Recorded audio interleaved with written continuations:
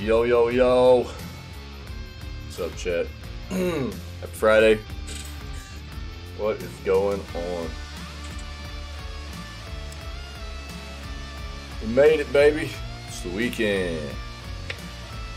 Yeah. Congratulations. We've made it. Officially. I mean, it's Friday. It's Friday, baby. So we got a day ahead of us. We're gonna do the news like we always do, right? Then we're gonna play probably roughly 4 to 5 hours of Hogwarts Legacy. And that'll be, what is that, day 9 for us? Yeah, day 9, I think. So day 9 of Hogwarts Legacy for us. And then we're going to pop over to IGN Fan Fest and watch some of the IGN Fan Fest stream that kicks off at about noon our time. That'd be 10 a.m. PST and 1 p.m. Eastern, but noon CST. That's our local time here. So come hang out with us this afternoon. We'll watch a little bit of that. We'll have a cool, chill Friday, baby. It's good to see you guys. Let's go ahead and jump in it, man. See what we got. We're listening to BPM this morning. One of our usuals, but I dig it, man. That's why we listen to it a lot. Cool game, too, man. You should check it out. First-person shooter, roguelite, rhythm-based game. It's very, very cool, man. Check it out. Great soundtrack, too. Go ahead and kill the music. See what we can find here in the news. Cool. Let's go.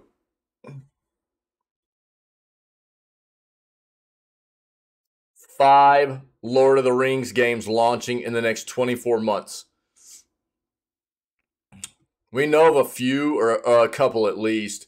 We've got Gollum that's coming. That was supposed to release last year. What's the name of the other one? Man, what is the name of that other one? I can't remember the name of the other one right now. It'll probably be in this article, though, so we'll see. But we'll see what else is coming there. Yeah, Epic's new free game. Let's just go ahead and hit on it. Here you go. Look, man, War Pips is available. This is now available through the 23rd of February, right? So go get your free games. There's no reason not to, man. Get in there. If you don't have an account on Epic already, it's free to make. It doesn't cost anything. You don't have to sign up for emails or anything like that. It's just free. Go make an account. And then all you have to do each week is just pop in here, click on these, and just grab your free games. It's easy. It doesn't cost you anything but a few minutes of your time. Even if you're not a PC gamer right now, who knows? Maybe in the future you will be. And if at that point you decide to become a PC gamer, you'll already have a library set up of games to play. I can tell you I already have over 200 games on my Epic Games account that I've maybe paid for a handful of them at this point. The rest I just get free every single week.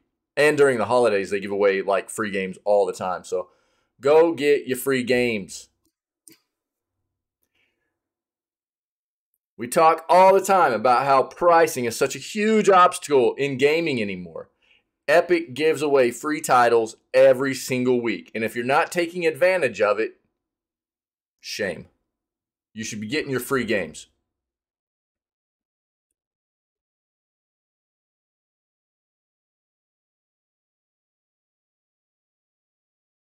All right.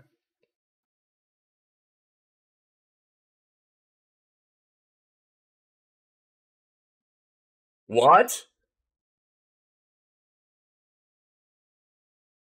That was weird.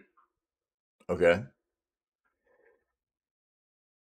I've got a headache this morning. I don't like it.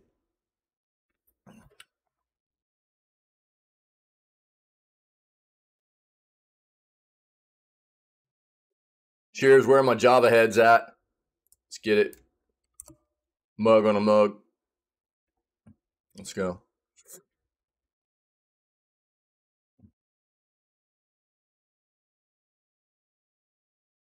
We've talked about this already. I'm not going to dive into it anymore. Look at yesterday's news segment and the news segment from the 15th of February as well. If you want some more information, especially February 15th edition of Video Gaming News, either as a highlight here or on the Twitch channel or as a VOD on YouTube, we take a dive into how much Saudi has now invested in Nintendo, as well as the other big investments that Saudi Arabia has taken on in regards to the gaming industry, developers and stuff. They outright own SNK at this point, and why that is concerning. Okay, there are significant concerns in regards to a country like Saudi Arabia, who is well known for discrimination,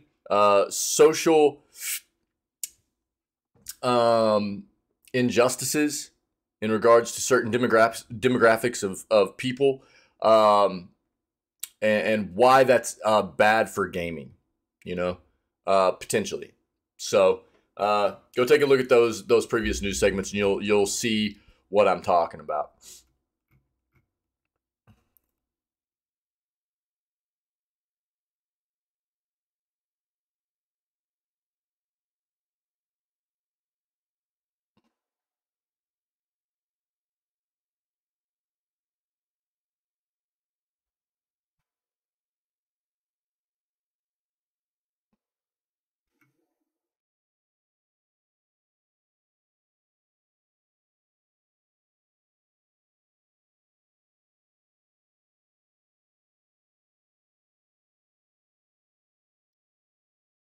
Yeah, the 7900 X3Ds are hitting.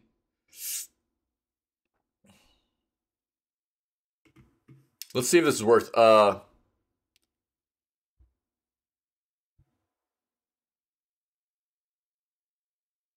Gaming benchmark leak. Okay, we'll take a quick peek.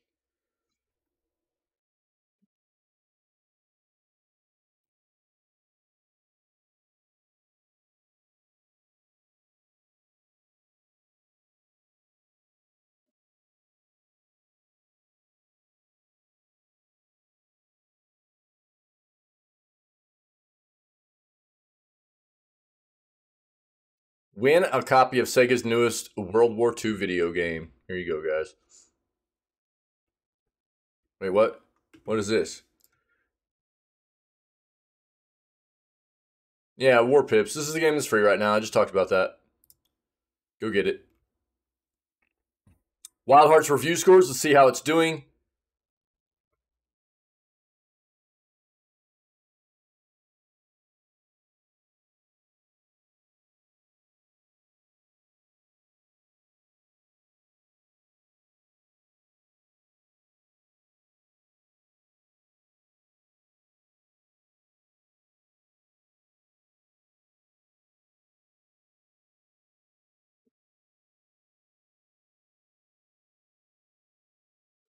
What is this?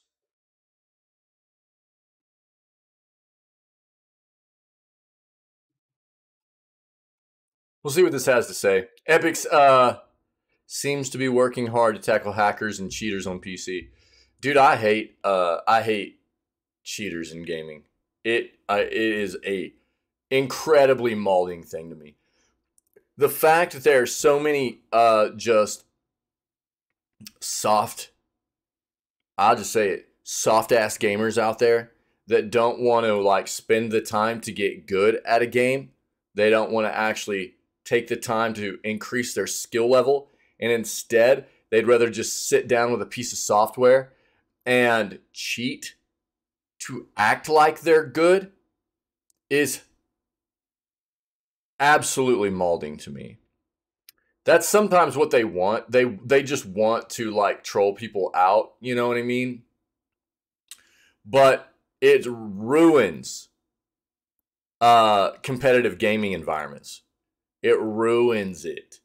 And it's quite often it's a very difficult thing for many developers to tackle. It's a cat and mouse game.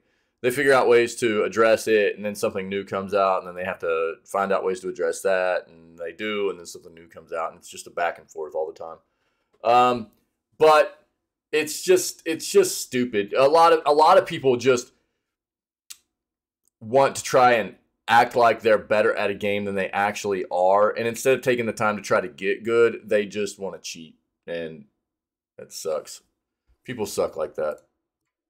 So we'll read about it.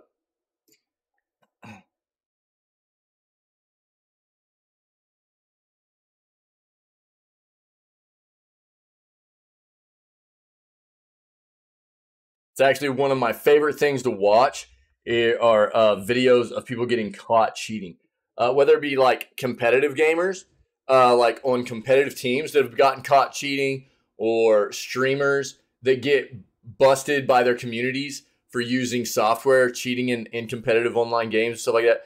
I love seeing people get wrecked for cheating and then sit there and try to deny it, even though it's like blatantly obvious. You know, they made a mistake. Like quite often, it's something like they forgot to turn something on or off, and they're showing things to the audience that they didn't think they were. And it's like, oh, dude, we know you're cheating now. And they're like, oh, wait, what? Who was using this PC before me? It was, oh, man, I can't believe they did that. It's like, dude, get out of here. You know what you were doing.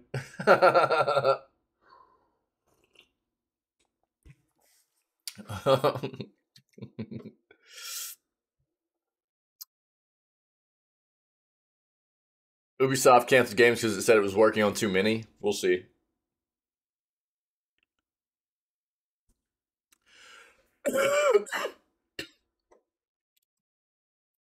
We'll see.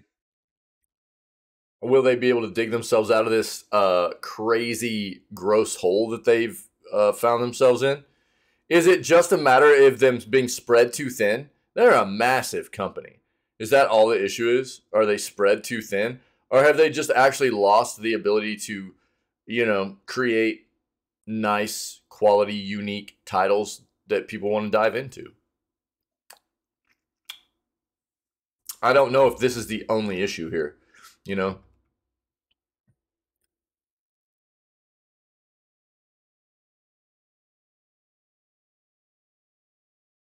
Switchback VR, what? Closing your eyes only makes things scarier thanks to eye tracking. Cool. Let's take a look.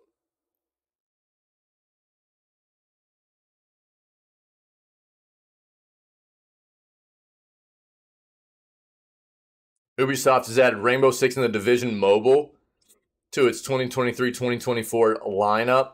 Take a look. Look, there's something to note here, though.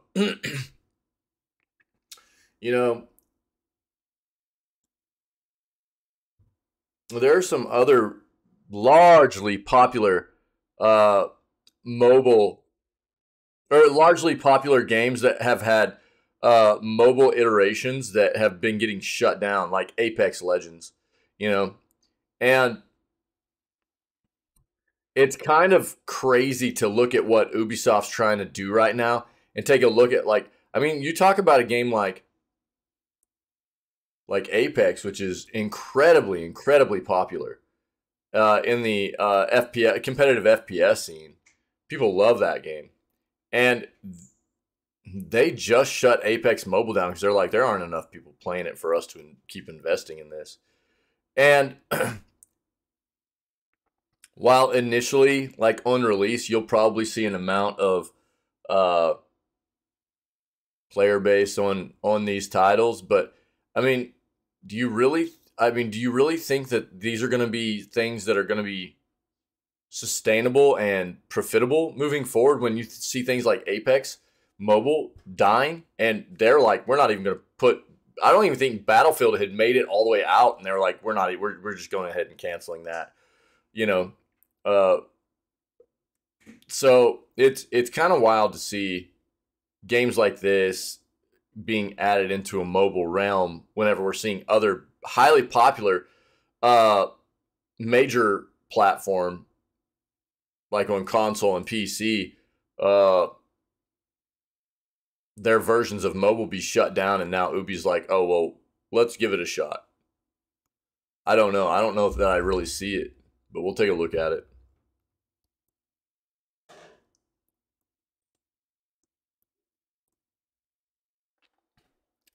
We already read about this. That's pretty funny. A couple of days ago, I think, the cocaine bear thing.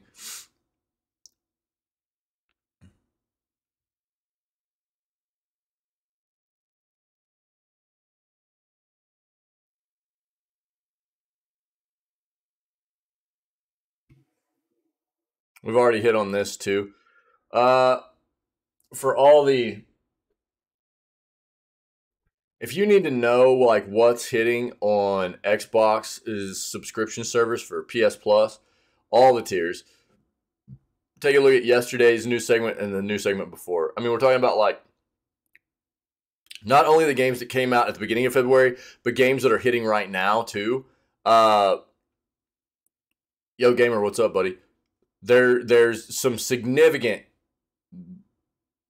great titles that are actually hitting their subscription service right now, and we've hit on them over the past couple of days. So I'm not going to dive back into it, but let me see if they just have a list on here real quick, and I'll just shout it out to you guys. How you doing, gamer? What's up, dude? Close it. You have a list in here? No. If I come across one with a list, I'll read it. I'll link it in there for you guys and let you take a quick peek at it. But we've hit on it twice over the past 2 days, so I'm not going to take a long time on it. PSVR 2, Sony announces 5 new VR games. I'm guessing these will be games we haven't heard of yet, maybe? Sore, tired, getting old? Dude, everybody. Yeah, dude, I've got a massive headache this morning. I'm not feeling super great. So I hear that, dude. I'm tired too. Couldn't sleep last night. Didn't get to sleep till after midnight. Had a headache all day yesterday, a small one, and it has gotten worse throughout the night and into today. So good times, dude. I feel you, brother. I'm really sorry that you don't feel well, man. You know.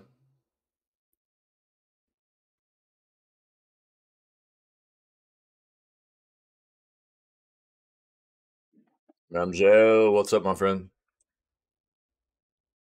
We've already got someone on that up. We've already talked about this before. We've already talked about this again.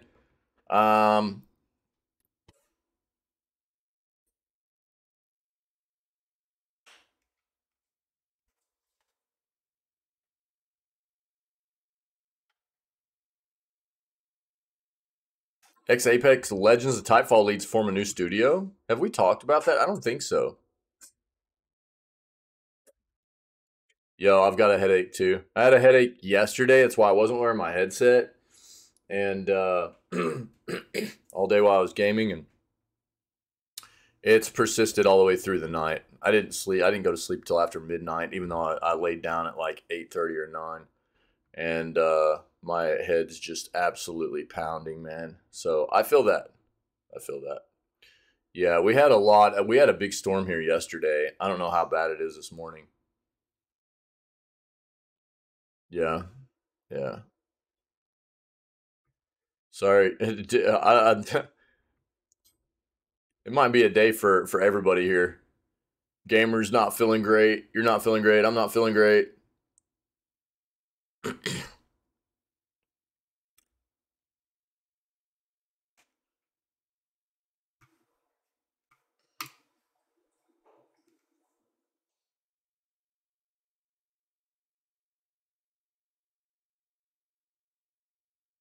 What is this?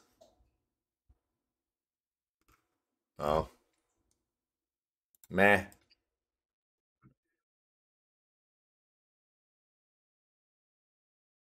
We've already seen this.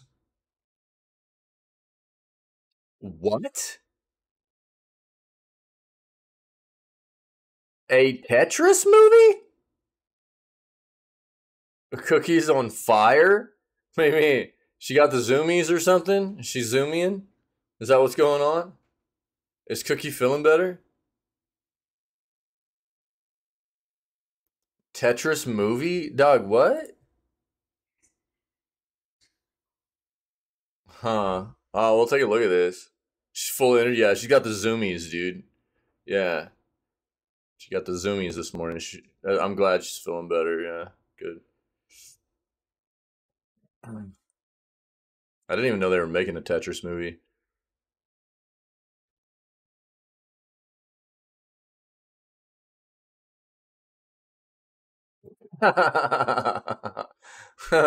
That's funny.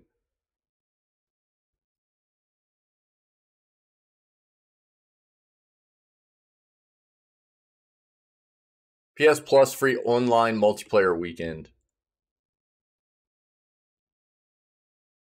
Okay, we'll take a look at that. Be careful, dude. Dang kids. You know what I mean?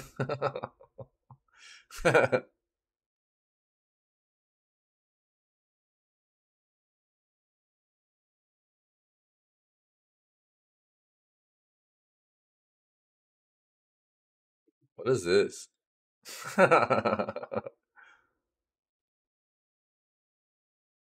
Bramble the Mountain King is a whimsical fairy tale that earns its content warnings. Have we seen some? Oh, I think we have. We have seen some about it. Interesting. Yeah, we'll take a look at that. Cool.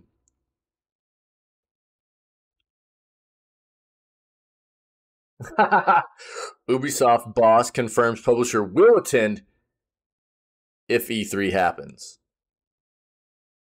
So, what are you guys going to do if E3 doesn't happen for the fourth year in a row? You know what I mean? This is what I keep talking about. This is why Nintendo, Xbox, PlayStation, they've all already said, no, we're not doing E3. They've just blatantly been like, we're not doing E3. And I called it. I was like, dude, these most of these devs and publishers and stuff are going to be done with this. This convention, this that they keep saying they're going to hold and then they don't hold, and they have to find different ways go about showcasing their things to the world. And so what are you going to do, Ubi, if E3 doesn't happen for a fourth year in a row? You know what I mean? Did she? That's funny, dude.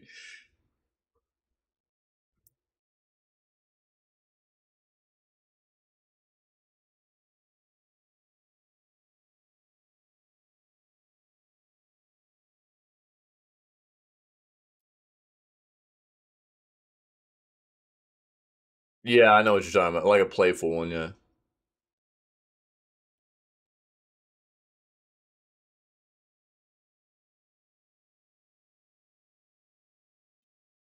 Yeah, we talked about this.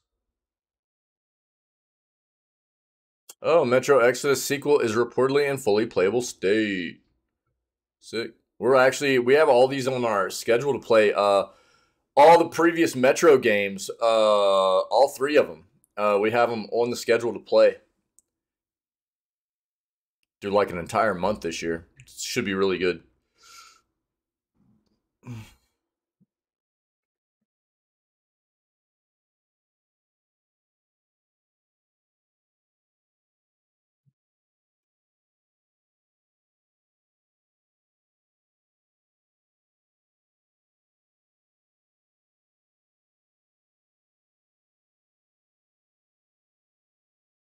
A Payday live action adaptation is in the works.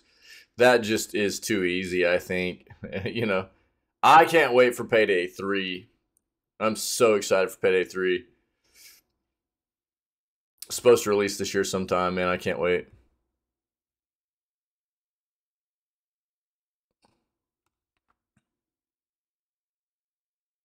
Midnight Suns Venom trailer unveils redemption arc, and we'll see what else. This is, what's crazy is Midnight Suns is a game that we've heard really good reviews on. This is a game that from Fire Axis that, it's a very, Fire Axis is noted for doing like XCOM games and stuff. So it's got the whole strategy turn based style combat and stuff like that. But they incorporated this whole new like card-based mechanic into it, and there are a lot of different characters to play. And for the superhero lovers, I mean, this seemed like something that they would really be able to gravitate towards. And the reviews on it were pretty good, but it's being considered a flop right now as far as sales go, which is kind of wild. And I really thought that like the I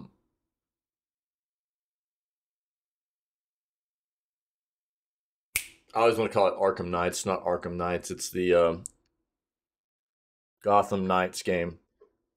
Gotham Knights really set the table because, you know, a lot of people like superhero games, and Gotham Knights was not very good from a consensus review point.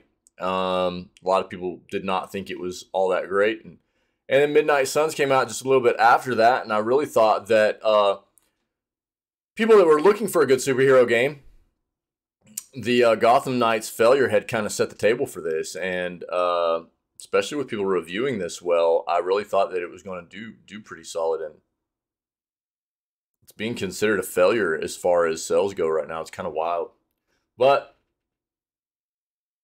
we'll see. We'll see if they continue to put time and resources into it. If it does better on down the line as more content's added, I don't know. We'll see if they even feel if they feel like it's even worth moving forward. I don't know. We'll see. This is what we got for today, though. Metro Exodus sequel is reportedly in fully playable state.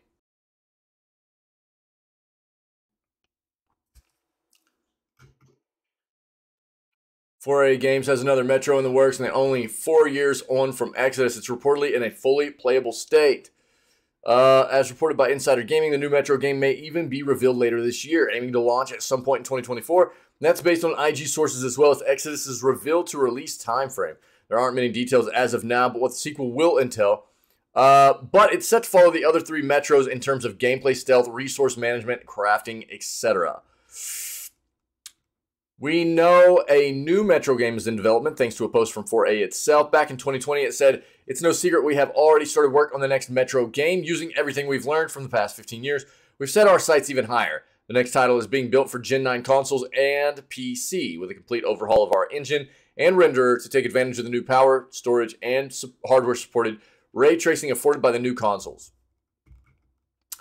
Little else has been said or revealed since 2020, so there are, again, few details to go off of.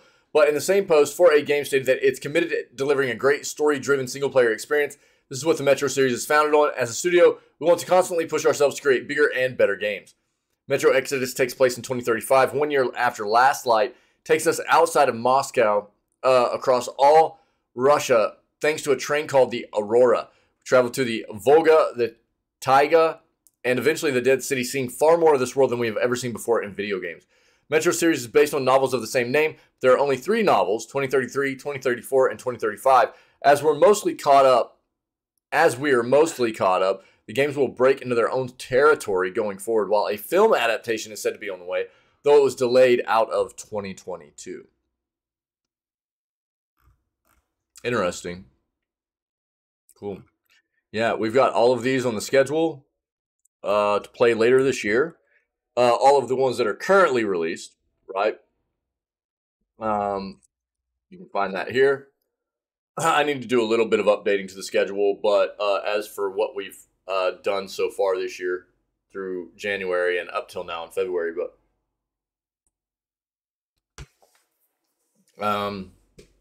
and note that we won't be playing Sons of the Forest on release. That game was supposed to be a full release. It's been revealed that Sons of the Forest is going to be an early access game now, and I don't want to play it as an early access title. I want to play it when it's finished. So we'll be putting off Sons of the Forest for now. The fact that that game was already delayed a time or two, and now there's going, well, now it's not going to be a full release. It's going to be early access. Worries me. So I'm not going to do playing that game on early access. I want to play it whenever everything's there. So We're going to find something, maybe Metroid Prime remastered, something like that, potentially. But this is cool, man. And now that we'll have all the Metro games played, once this one comes on full release, we'll be able to dive into it and have all the story behind us. That's cool. Note this. A game being in a fully playable state does not mean it's necessarily super close to release either, though, okay? Being in a fully playable state is great for the developer. What that means is that they're at a point where the game front to back is kind of finished, but it still requires quite often a lot of polishing, bug fixes, optimization stuff. There's a lot of things that still need to be worked out for the game to be fully ready for release. But that is a huge, huge obstacle and goal to get done in the development process of being a fully playable game for a developer. So good for them. That's great. That's so dope looking. Nice. Venom trailer unveils Redemption Arc and DLC release date. Free trial on PC. Deadpool only just came to Midnight Suns, but its second character, Venom, is just around the corner. Firaxis Games released a trailer about this symbiote, revealing a general overview of his storyline and that he will be joining the team on February 23rd. That is roughly 6 days. The Redemption DLC is aptly titled because it has Venom joining the good guys after being one of the villains in the main campaign. Shows Eddie Brock grappling with what he's done under Lilith's spell, while also teasing a showdown with Mephisto. Trailer doesn't reveal much in the way of gameplay, but it does hint a few new mechanics. Venom has a Ravenous meter, which likely gives him some unique properties. One of his cards also has him teaming up with another character on the team. His expansion also brings the Whisper Weapon to the Abbey. While not explained, it was shown next to a bunch of computer monitors. More will inevitably be revealed in some sort of stream or character breakdown. Venom will likely be $15 separately or part of the game's $50 season pass. Morbius and Storm are the next two heroes that will release in the same order throughout 2023. Firaxis still hasn't detailed exactly when they'll start dropping. But given this cadence, it's possible the team will drop one every month or so.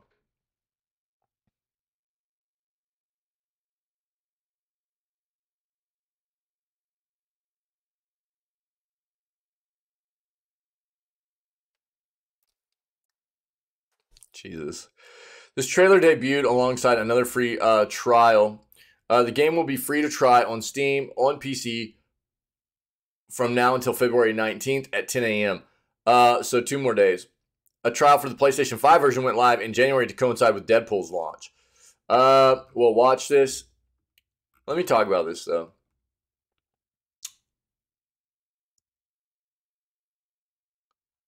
We talk about monetization a lot, right? In video games. And I've had to like contest people a lot recently with talking about games rising from $60 to $70, and they're like, yeah, but games haven't risen in price on release in roughly the past 20 years. It's like, yeah, but you're not thinking about all the other monetization that happens in games. They haven't needed to raise the price of games on release because they get their money elsewhere. They do all kinds of in-game microtransactions. They do battle passes. They do all kinds of crazy DLC gimmicks. You know what I mean? And this is what I'm talking about. You know, it's like they want you to buy a game, and there were versions of Marvel's Midnight Suns. There was like the base version, which I think was $60. And then there were a couple of other enhanced editions or whatever, which you could have gotten the season pass with, right? I think one of them you could have gotten the season pass with, I think.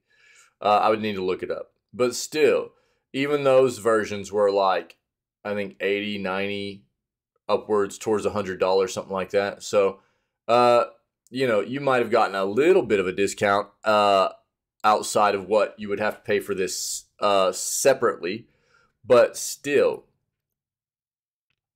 it's like, this is all a gimmick, right? This is all content that was really already ready for the game, you know? And this is the stuff I talk about quite often. It's not enough that the game is like now $70 on release for the base edition quite often. But then they want each new character that comes out to be $15. Or they want you to pay another $50 for a season pass. You know, which the season pass will only last for a certain amount of time before you'll have to buy another season pass or what have you. This is the kind of stuff, man, that is just really, really, really cringy to me as far as the gaming industry is concerned. Because you know that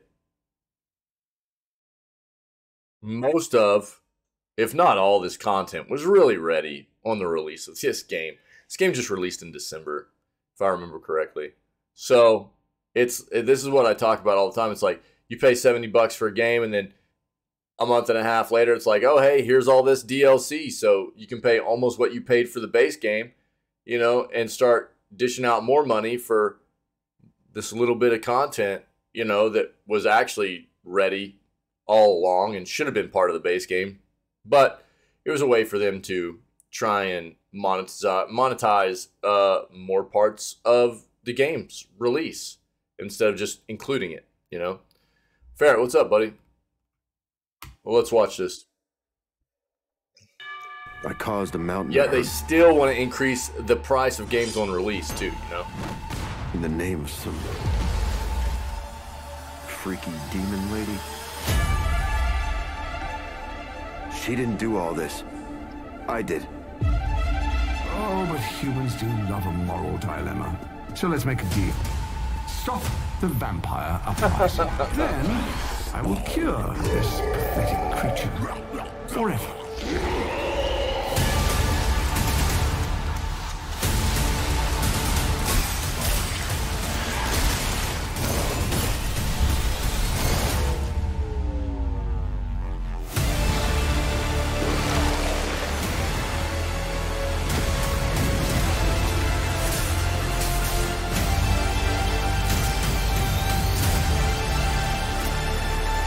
Mephisto said I would find what I seek where it all began. Gotta be here, right? I'll see the rest of you very soon.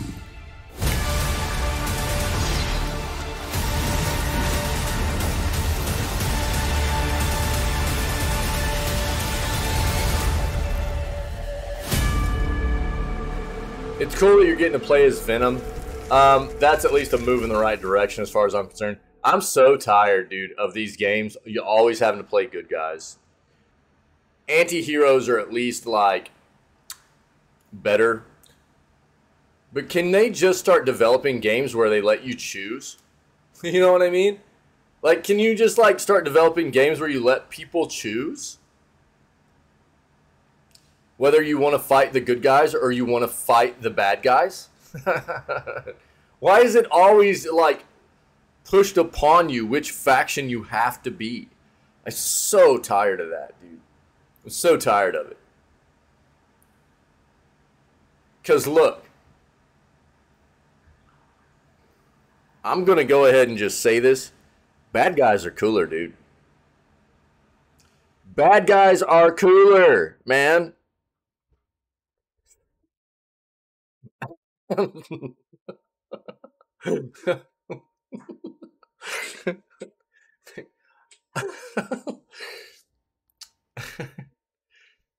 Yeah.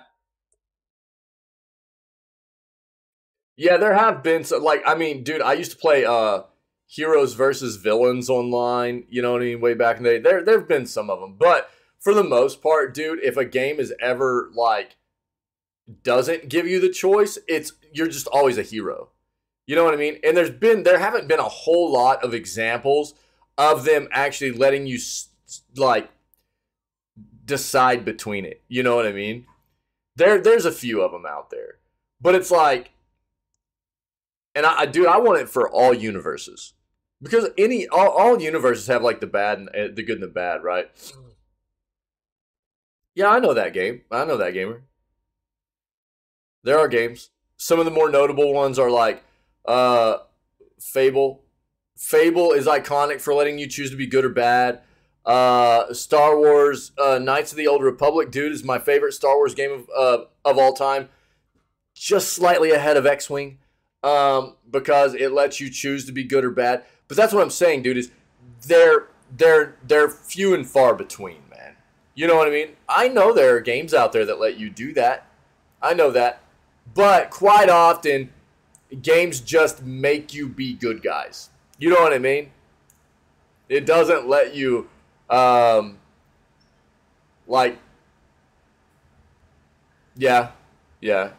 I know there are games that I haven't played that do the same thing, but to a great extent, like, especially when it comes to, like, these types of, like, what people would consider, like, superhero worlds, there are always villains as well.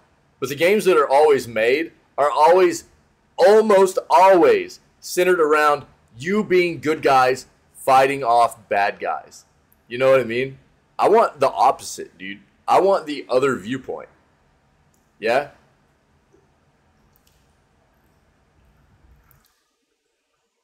I just want to be a villain trying to live my best life, dude. And having to always fight off these tryhards that are trying to ruin my world. Trying to ruin my day. You know what I mean?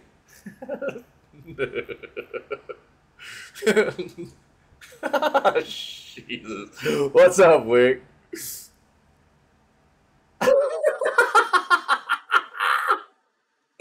You're right, Ferret. You're right, dude. It'll be woke culture, villain woke culture in video games, dude.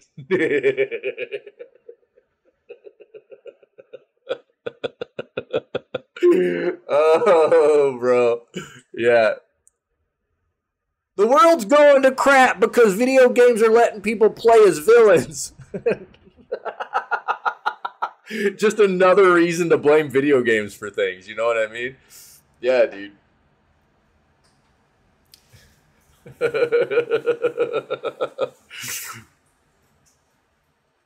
When did it stop, Ferret? What?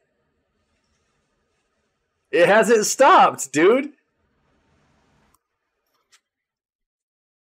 We still come across articles all the time, dude. Actually, it's been like a couple months now, but we come across articles all the time, dude. Oh no, it's not less heard of, dude. It's not. You know what it is? It's this is who still does it. So look, I've done research papers on this kind of stuff. It's not as prevalent as it was like back in like when Mortal Kombat released. You remember when Mortal Kombat released back in the day? And it was like, oh, you can't let your kids play these games, you know, because they're going to start trying to rip each other's heads off. It's not like that anymore, right? But this is what happens. You get these like Fox News is really bad about it, you know. These kinds of like political, you know, they want to take the blame off of like the NRA. They want to take the blame off of allowing people to just have guns everywhere and stuff like that. So they go, oh, hey, it's not people that can just run around with guns. You know what I mean? It's not that people can just have guns everywhere in the U.S. It's not an NRA. It's video games. So that's where you still see a lot of the blame on video games come from, is like people trying to project it off of where the real blame should be onto like video games instead. You know what I mean? It's really, really asinine, dude. It's really stupid. We'll see it, especially if there's like something. What was the latest crap they were doing, dude? It happened not too long ago. It was a couple months ago, man. We were coming across stuff all the time in the news, and it was like, you've got to be. Oh, dude, it was Fox News. It was Fox News blaming Xbox for succumbing to woke culture for being more carbon aware with their consoles. I was like, you've got to be kidding me, dude. So Xbox has been incorporating more like carbon aware methods of like creating their consoles and energy efficient incorporations for the way their consoles run and things like that. And Fox started trying to like project on them for being like succumbing to woke culture or whatever. It was like, you guys are flipping nuts, dude. It was all over our news segments, man. It was all over our news segments. But it's because they don't want people like not using, you know, fossil fuels, and you know, they don't want people using renewable energy. They don't want people like destroying the, you know, they want people destroying the environment and stuff. You know, that's who like Fox News is. It's really wild. I know that, gamer. I know that. What I want, I'm not saying they need to try to please everyone. What I want are more options for people. They're like leaving out an entire like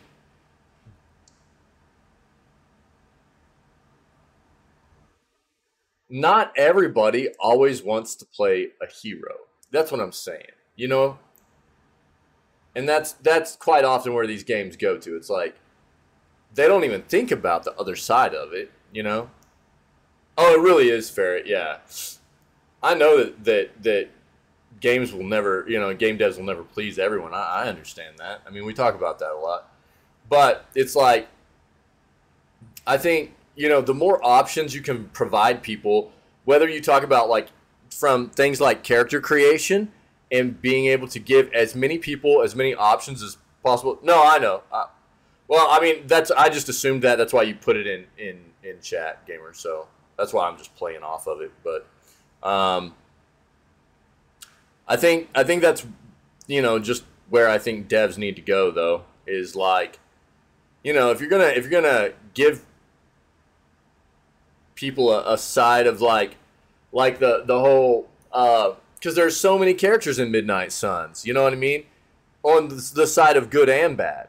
And it would have been really cool to see them turn it into like, yo, you can play as the good guys and you can utilize all these different good guy characters to go against the forces of evil, or flip it around and you can kind of play the villain, you know what I mean, and you can see what it's like from their point of view and maybe the way they see things, and trying to take on the, you know, forces of good or whatever.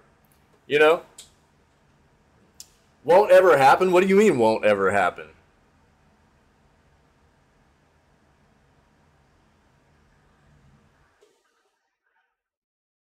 Yeah, I know. Fair. It's not fair, though. It's not fair, dude. And that's life. I get it. What do you mean won't ever happen? Wick? Troll face? Maybe we just want a game where, you know, we get to play as trolls.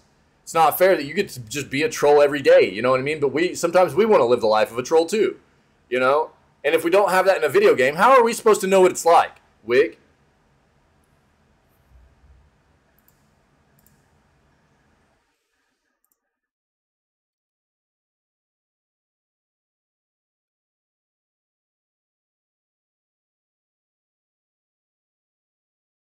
Hacker Man. He's the most powerful hacker of all time.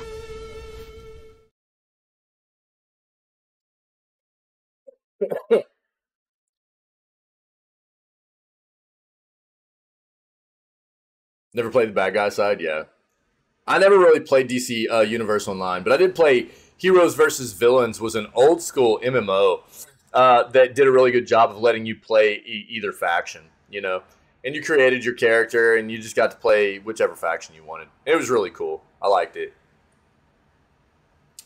I think my thing that I get at is like, barely recall. Dude, I've got the box. I've still got the box with the discs in it. Heroes versus Villains. I pulled it out, dude. I pulled it out just like a month and a half ago and showed everybody. I still got it.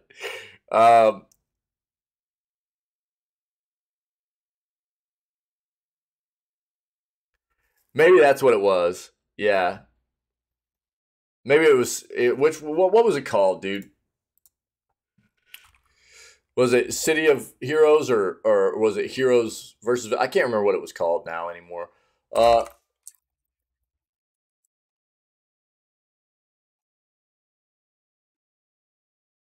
It might have been City of Heroes and City of Villains. That might be what that. Yeah, that's what it is, dude. Yeah, City of Heroes. That's what it was called, dude. Yeah, you're right. That's what it was called.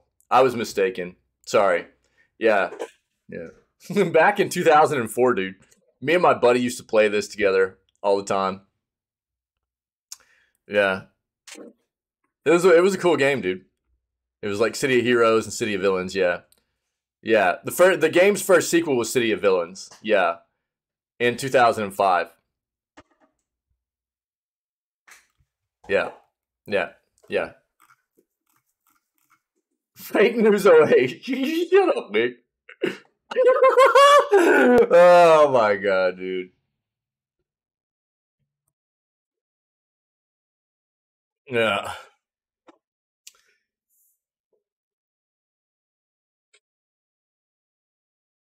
I know.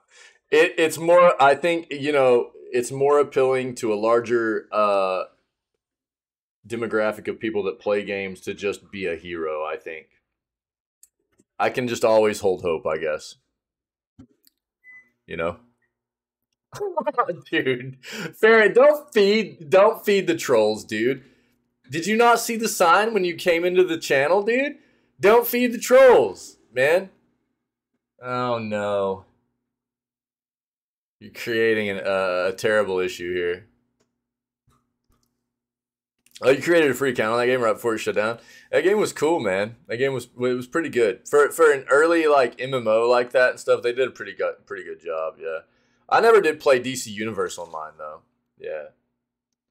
Yeah.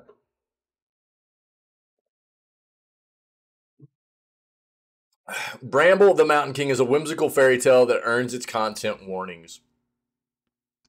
2022 was a remarkable year for video games within the dark fantasy and horror genres, bringing us highly anticipated titles such as Elden Ring and Plague Tale Requiem, in addition to an abundance of indie gems like Signalis and Burnhouse Lane, with over 100 games sporting the dark and or horror tags in the current iteration of Steam Next Fest. 2023 is off to a similarly promising start for those of us who prefer media that's thematically and aesthetically on the more sinister side, which leads us to Bramble the Mountain King. No, you read it wrong, dude. You read it wrong. You read it wrong. No. I made those signs, dude. I watched several trailers, and I made them specifically because of this specific troll that's stomping around in chat right now, waving his green sword everywhere. You know what I mean? I watched several trailers and sampled a couple of demos before stumbling upon Bramble the Mountain King, a grim adventure set in a world inspired by dark Nordic fables. Created by Swedish developer Dimfrost Studio, prospect of delving into some fascinating folklore, as well as the keywords grim and dark, were more than enough to pique my interest. And I launched the demo without viewing any of the game's promotional content. It was probably that troll. The opening sequence was not at all what I expected. I'd count it among the most enchanting moments in gaming that I'd ever experienced. No, dude. No. Jeez, dude.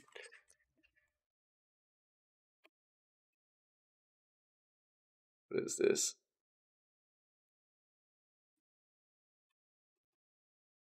Stop it. First of all, hold on, man. I'll finish this article. Give me a second, man. That.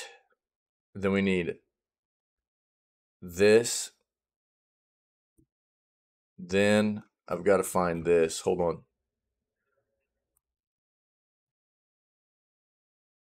One second.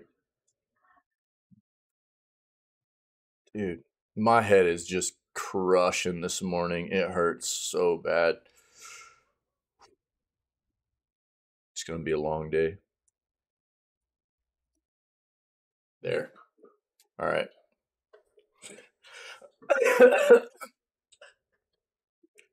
Dude, I feel like everybody's feeling rough. I didn't get to sleep till like after midnight last night. My head was... and then I woke up this morning and my head's just killing, dude. Feels bad. Sorry you're not feeling good, Ferret. Our protagonist is Ollie, a boy who is tiny in comparison to the world around him. There are mushrooms large enough for him to walk across and butterflies with wingspans that seem nearly as long as he is tall. As we traverse a verdant hillside blanketed by delicate white wildflowers, a poignant rendition of Den Bloss, is this Blomsterstid Nu Kummer. Hey, bro, I butchered that. A Swedish summertime hymn plays amidst quiet birdsong. Yeah, dude, I had one yesterday. It was small, but it persisted all day. And then last night, man, I just couldn't really get to sleep. And then woke up this morning, my head's just like, feels like it's splitting in half, dude. In the background, a waterfall cascades into a pond dappled with lily pads, and a doe stands like a gentle sentinel, keeping watch over her fawn. Near the water's edge, a gnome riding atop an adorable saddled hedgehog is waiting to ferry us to the opposite bank. A stunningly beautiful scene, suffused with so much tranquility, innocence, and charm that I forgot I was playing a game described as unsettling and flagged with a content warning for blood, gore, and intense violence.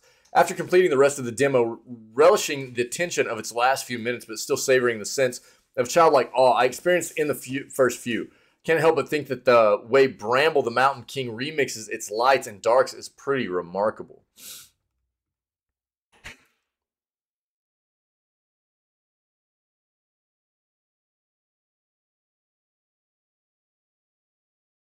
One second.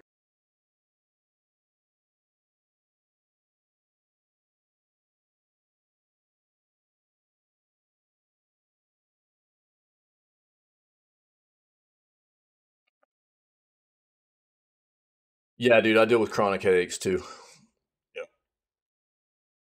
Yeah. They've become more manageable.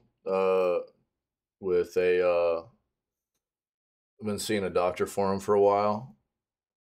I was dealing with like migraines, dude. I got diagnosed with dealing with migraines, and they've become more manageable over the past year. I don't deal with them nearly as bad as I was before, but today's a day. Today's a day. So I can relate, buddy. Sorry though. It's that sucks, man. Bro, you might be joking right there, but you might not be wrong. Emotional damage. It's all the Wi-Fi, dude. It's all the Wi-Fi, bro. It's got your head vibes jacked up, dude. The demo for Bramble, the Mountain King, does include one segment set in a traditionally spooky location, a dimly lit area containing a series of unstable wooden platforms that I mentally dubbed Blighttown Light. However, the main event in our encounter with deadly violin-wielding creature called Naken begins in the initially placid pond from the game's opening. As Ollie leaps across lily pads, wades through mud, cowers behind rocks, and floats through the current in order to evade Naken's clutches.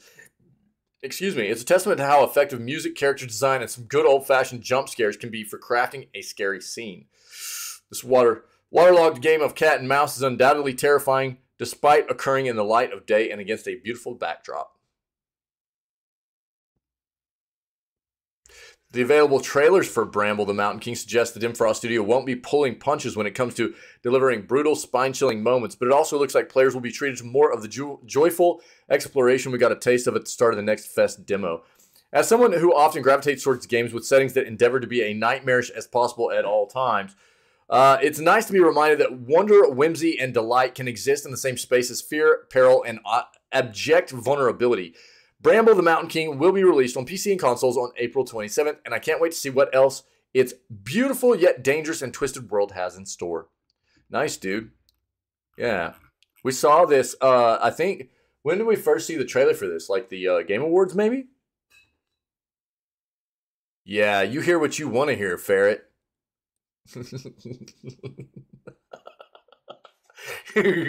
I kept hearing it too, by the way, so I heard what I wanted to hear too. You know.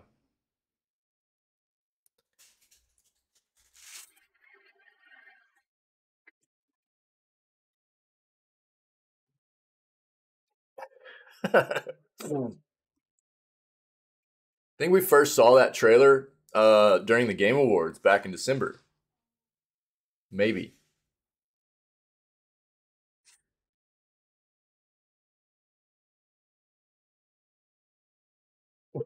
Yeah, it'd be very Witcher, dude. Very detailed Vagine with the updated version. You know what I'm saying? PS Plus free online multiplayer weekend. Too soon? CDPR? Yeah, dude. Yeah, PS Plus free online multiplayer weekend. In commemoration of the PS Plus Festival of Play, the popular video game service is holding a free multiplayer weekend that will allow players to compete with others online for free. Yo, you remember when you could just, as long as you had internet, you could play other people online for free? Remember when all you had to do was pay for the internet in the first place? Now you have to pay for the internet, and then you also have to pay for console service to play people online, to play online on that service too. PC best platform, by the way. Yep. Yup. It's actually pretty ridiculous as far as I'm concerned. I get it. You know, it takes resources and manpower and stuff to keep that stuff up, but man,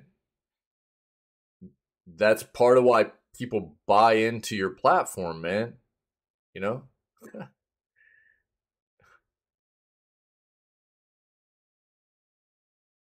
Yeah, dude. Yeah, yeah, yeah. Yep, I do remember. Yeah. This means you won't need to be subscribed to PS Plus to enjoy multiplayer titles during this time. To help you prepare for it, we'll be providing the start date for the free weekend, so join us as we dissect the latest PlayStation celebration below. Humble me real quick? Humble me, dog. Yeah. Mm-hmm.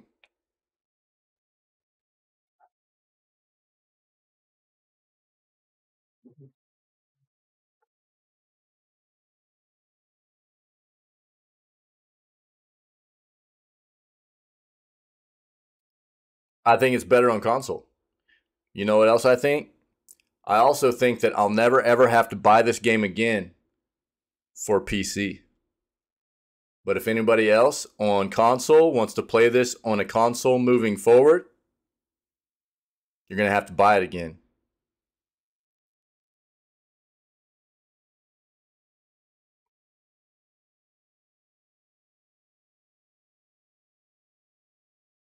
Eventually the game will get fixed. I want to play the I said this yesterday. I want to play the worst that the developer has to offer. You're talking about a game altogether, not like a platform altogether. So your point here is moot, Doug.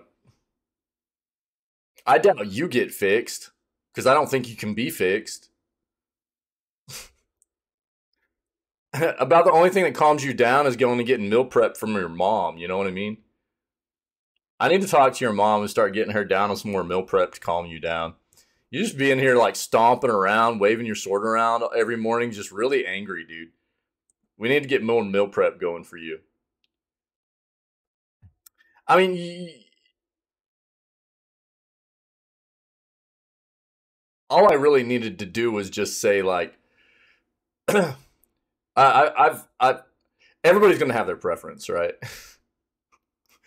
Everybody's gonna have their preference, console versus PC and stuff, and I respect that. I respect that.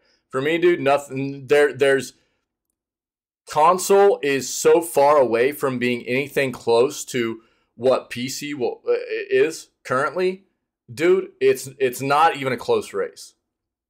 Not even. The amount of peripherals that you can use across all other platforms on PC, the wide range of peripherals you can use, it's so close, dude. No way. You're out of your mind. You're out of your mind, dude. No way. The flexibility of PC, the fact that you own your library, that you don't have to have a new version of like this is so like for instance like they're about to drop Tears of the Kingdom on Switch. A year later, they're going to come out with a new console. If you want to own that game on the next console that comes out, you're going to have to buy it again. You don't have to do that on PC, dude. You know what I mean? You can upgrade your hardware at will for a PC.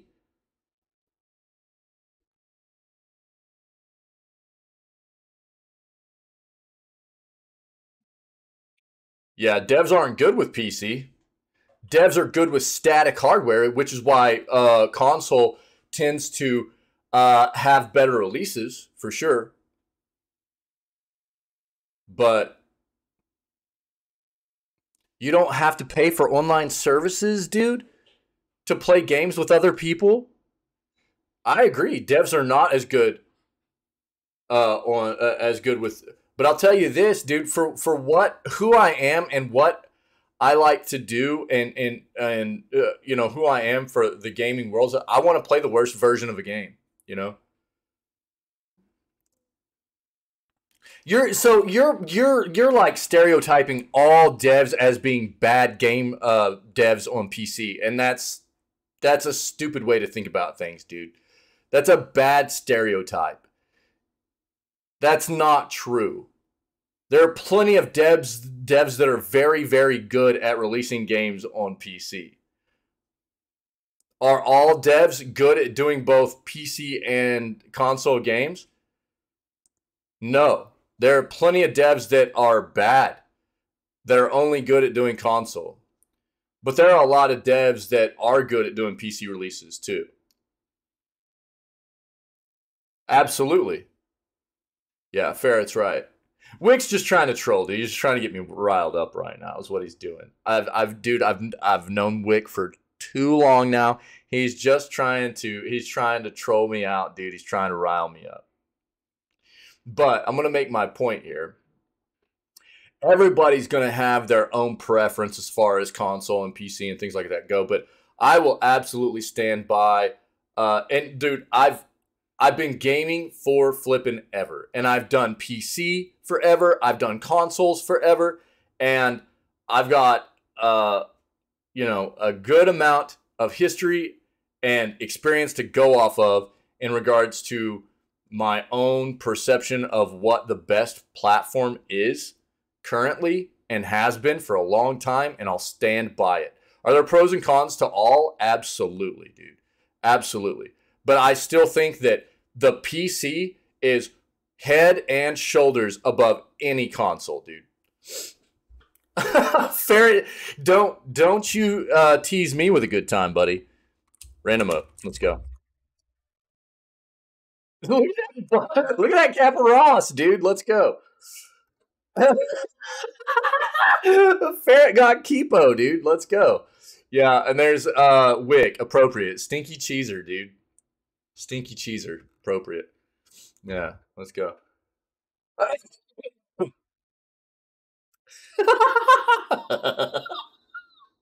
You are such a troll, dog. You are such a troll. All right, dude. PS Plus free weekend begins February 18th, which is tomorrow, and will end a day later on February 19th. Yo, Sony, take it easy with all these free days, okay?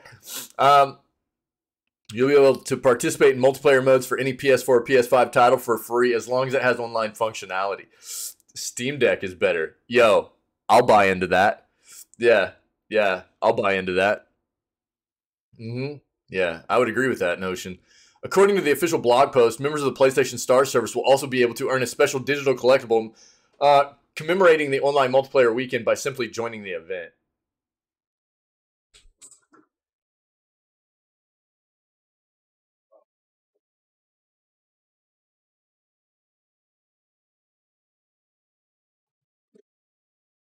One second.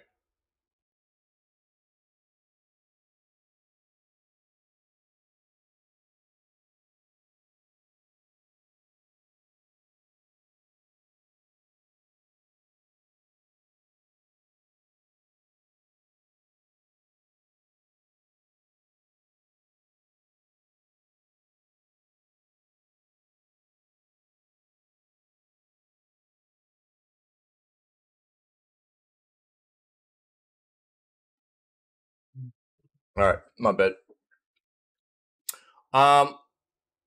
During the same weekend, we good? Yeah.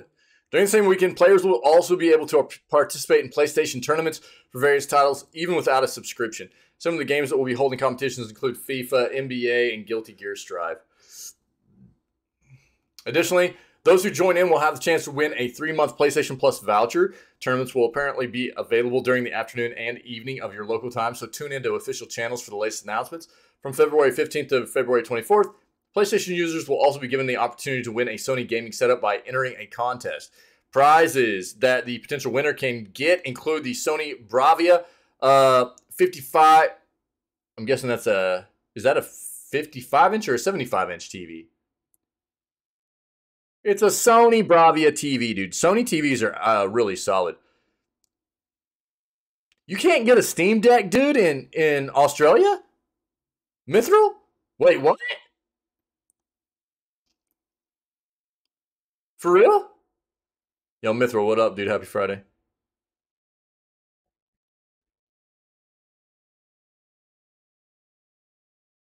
Is that for reals?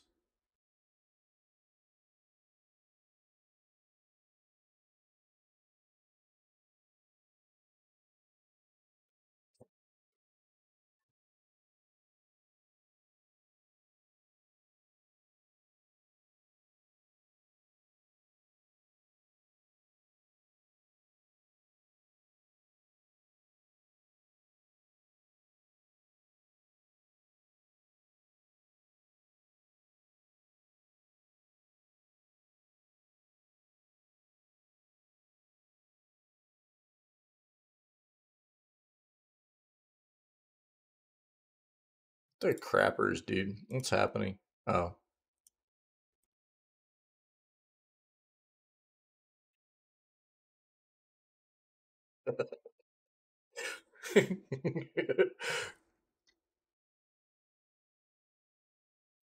Really? That's interesting, dude. I didn't know.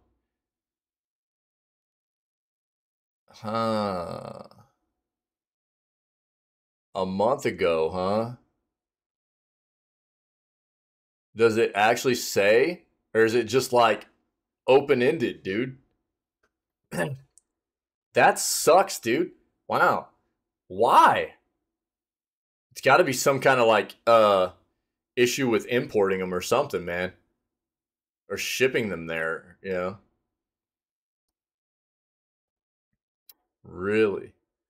No time soon. Bro. Bro beans. That sucks. Yo, that sucks, Mithril. I'm sorry, man. Yeah, feels bad.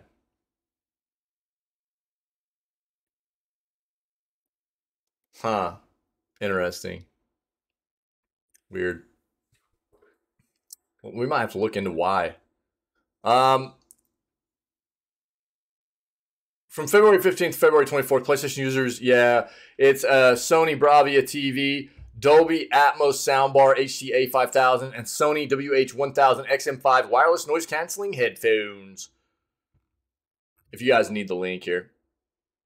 That's crazy, dude. I didn't know that they weren't selling and shipping those to Australian peeps, dude. That feels terrible.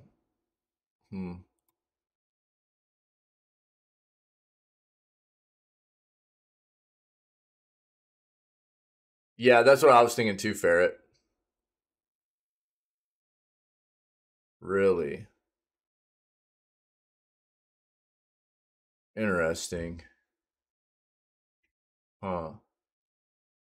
We might have to look into that, man. See what's going on. Tetris movie reveals first trailer. The first trailer for the upcoming film Tetris has been unveiled. At this point in time, primarily thanks to the success of HBO's The Last of Us, video game adaptations are becoming the hot new thing in the world of TV and film. While there are a number of upcoming projects tied to games that will look to directly adapt the source material, Tetris is instead going in a much different direction.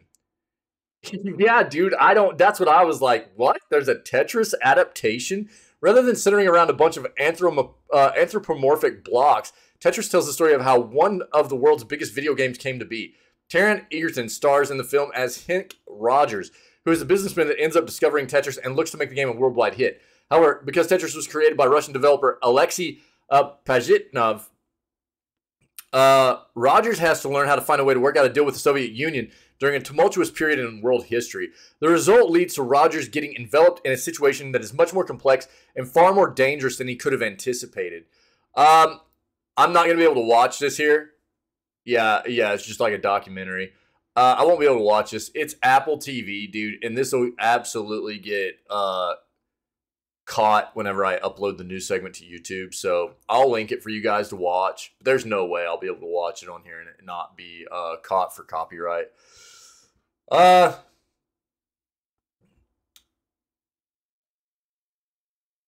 Based on the true story of American video game salesman Hank Rogers and his discovery of Tetris in 1988, when he sets out to bring the game to the world, he enters a dangerous web of lies and corruption behind the Iron Curtain. Although the first trailer for Tetris was just unveiled today, the movie itself is set to arrive incredibly soon. Tetris will be released next month on March 31st. Will be available to watch exclusively through Apple TV. Cool. Pixels, didn't that movie like get dumped on, dude?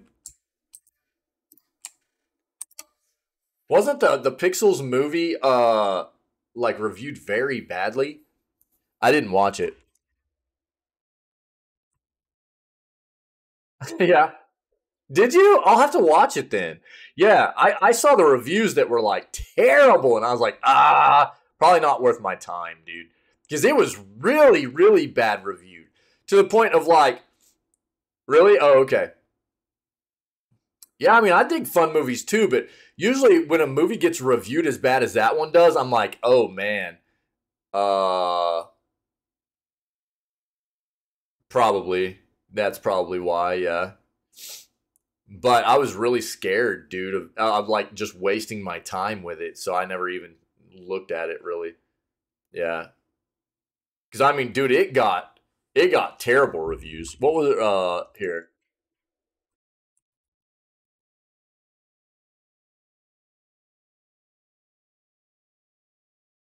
Well, on here it's reviewed very well. Yeah, Rotten Tomatoes is like an 18.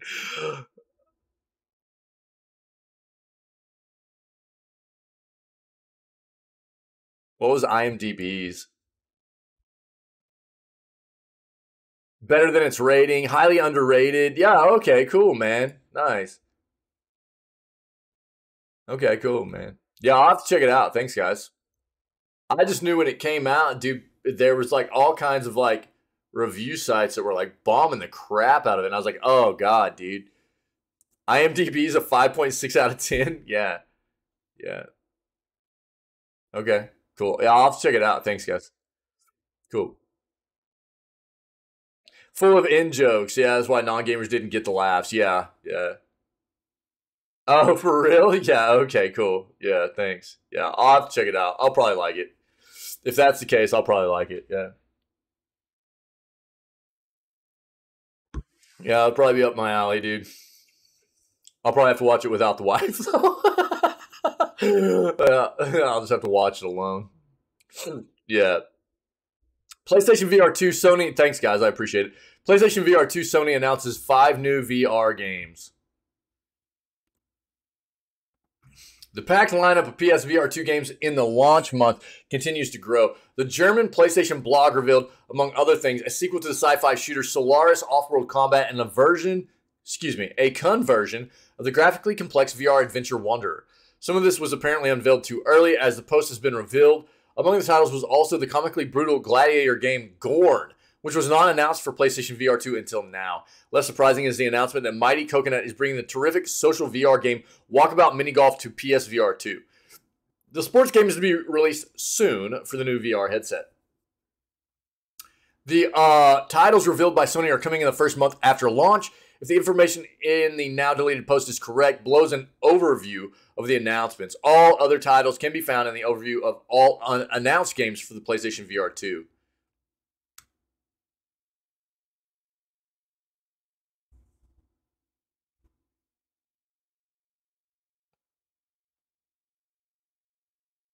Yeah, so Solaris 2 Off-World Combat is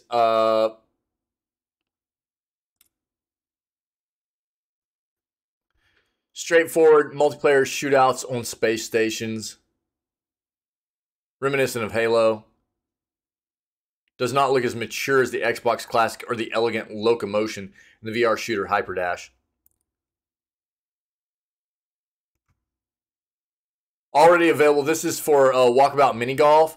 Already available on Quest, Pico 4, and PC VR headsets. The game is the most relaxing way to meet friends in virtual reality. Getting started is as easy as playing real mini golf. Put on your VR headset, select your mini golf clubs. Off you go to your first course. Just VR mini golf, dude. Wonder.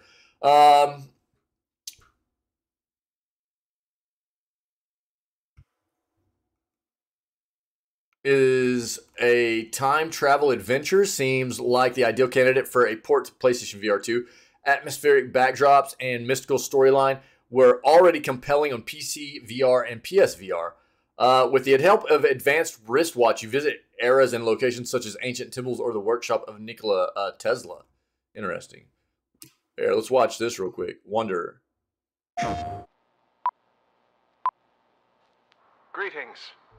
If you're privileged enough to be viewing this film, that means God, my you are head about is to just become crushing, privy dude. to an undertaking that has the potential to reshape hurts the so bad. world as we know it.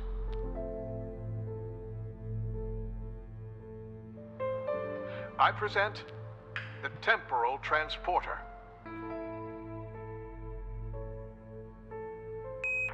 Eagle?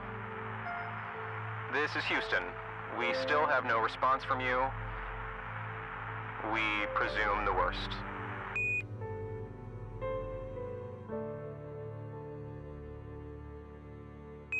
Patching through President Nixon now. Good evening, my fellow Americans.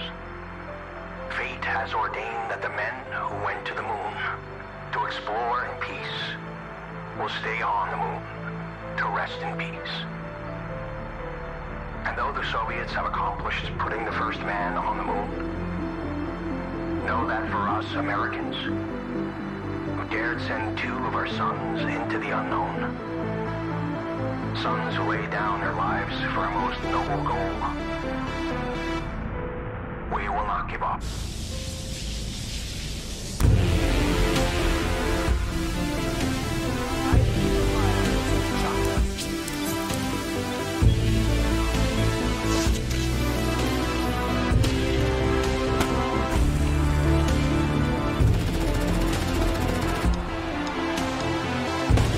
Sick.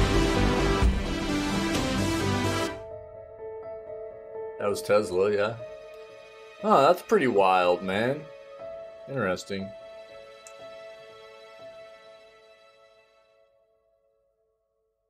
But yeah, it's like time travel, right? So it's like you're gonna see like post-apocalyptic. You're gonna see all kinds of stuff. Project Wingman. If you don't want a beer-soaked simulation but gritty flying action, you might get your money's worth with Project Wingman. Sector D's flying game in the style of Ace Combat already received successful VR support on the PC in 2021. The elaborate scenery was already worth seeing at the time, even if the scope made it clear that an indie studio was behind the game. Details about the implementation for PSVR 2 are not known yet. Let's see what this one is.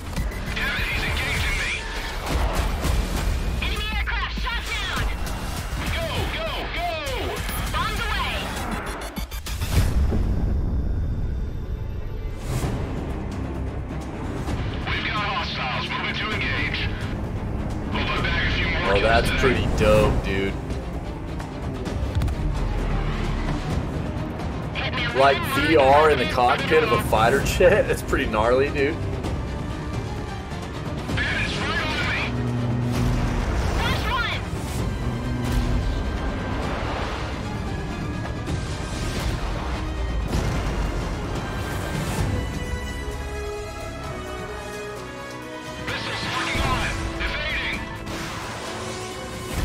It looks like it's like a whole bunch of third person though. There's the first, but that's what I want, dude. If I'm gonna be VR in this, man, I want to be right in the flight station, dog. Ground target destroyed.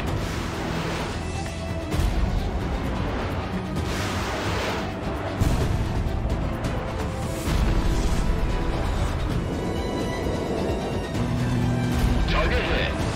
Also, I need nothing other than an A-10. give me an A10, dude. That's all I want. Just give me an A10, dude, with that flipping cannon on the front. That's all I want. A10 go burr, dude. That looks wild. Nice. Here, if you guys want to look at more out in this.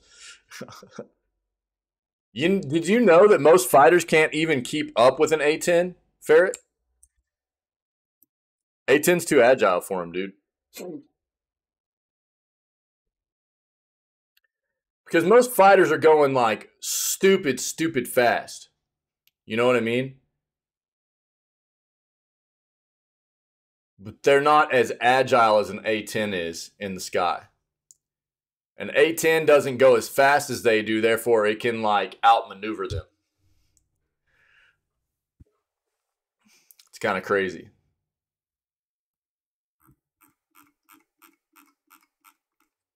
Not that they can't be shot down or whatever, but it's a different kind of fight because the A10 is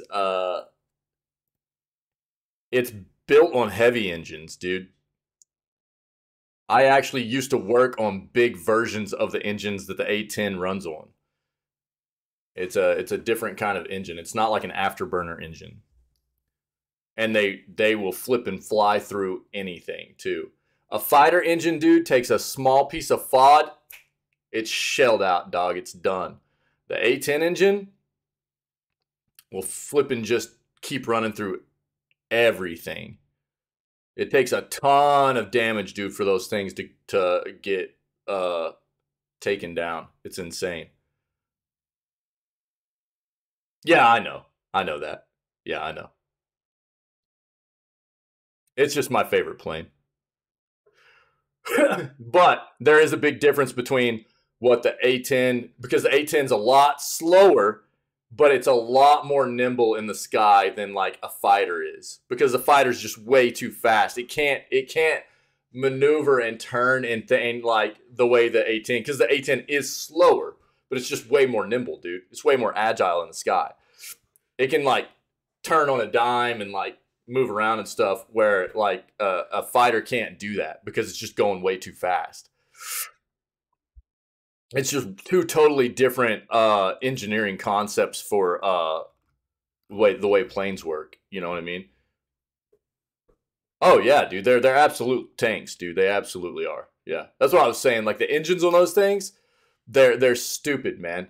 They're really tough engines, man. And they're so much different than like a fighter engine. You see, a fighter engine, man, they're really compact, like tons of stators and vanes and blades and everything, and they're really small and you know, it's like anything that gets sucked in there, dude, anything that gets sucked in there just shells them out, dog. It tears those engines apart. And the engine that's on the A10, dude, it'll take all kinds of damage, all kinds of FOD. You can shoot bullets through it, and it'll just keep running, dude.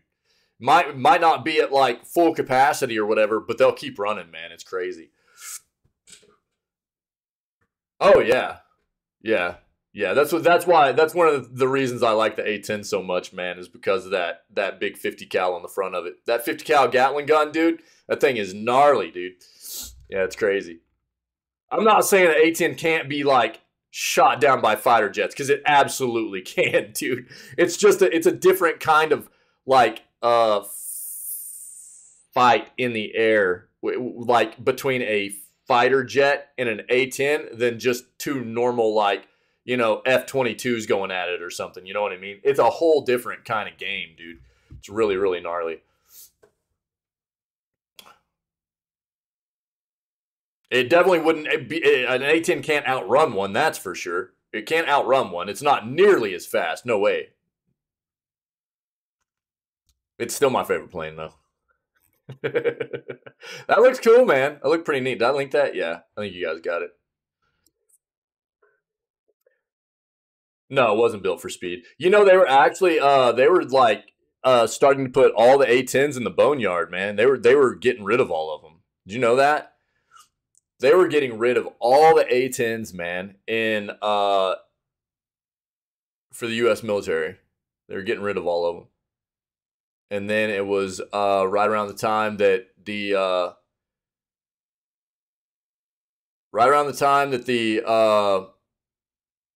all the war stuff kicked off over there. Yeah, yep. We were going back over and starting all that stuff over in the Middle East again, dude. And they were like, yeah, we're probably going to need those. Probably going to need those, boys. But, dude, the A-10, yeah, you're right. That's ground support right there, baby. Outside of, like, the, that's close ground support. That's who, is always getting called in by the ground troops, dog. Like A-10s coming in and going burr, dude. And outside of things like the gunships, gunships, which is that's a whole different thing, dude. Those are big old cannons that are just like flying in circles up there, like pounding the ground with giant shells, Yeah, AC-130. We had AC-130s, dude. Yep. We had AC-130s, but they were refuelers, dog. We didn't have the gunners. We had the refuelers. Yeah.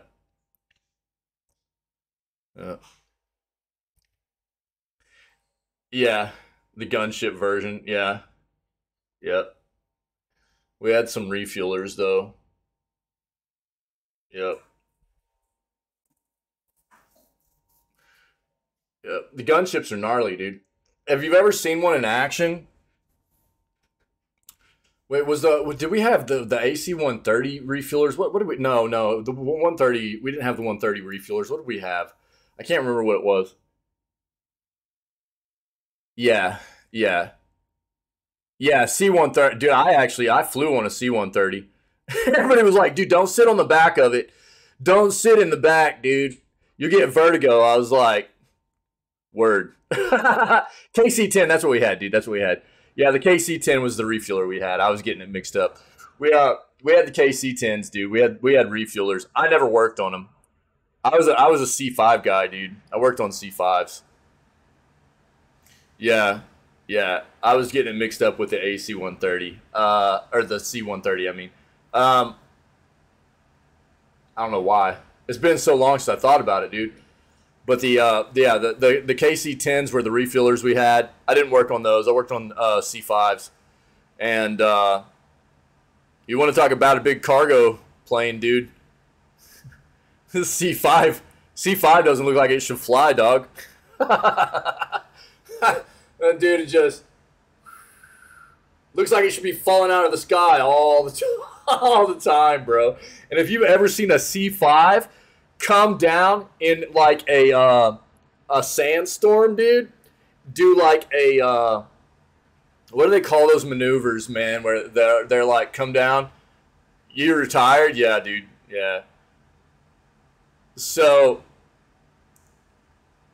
what do they call the maneuvers, man? I can't remember it right now. In like sandstorms and stuff, dude, the planes will come down, and they basically, dude, they don't come down at a normal like elevation for like landing, and the combat landings. Yeah, dude. If you see a C5, dude, come down at a combat landing, dude, in a sandstorm, it makes you want to crap your pants, dude, because that plane does not look like it should be able to level out. Coming down like at a nosedive, at a flipping runway, dude, and leveling out, it's really wild, man. It is really crazy. But you talk about a big plane, dude. If you've never been on a C5, that is some crazy cargo space, dude.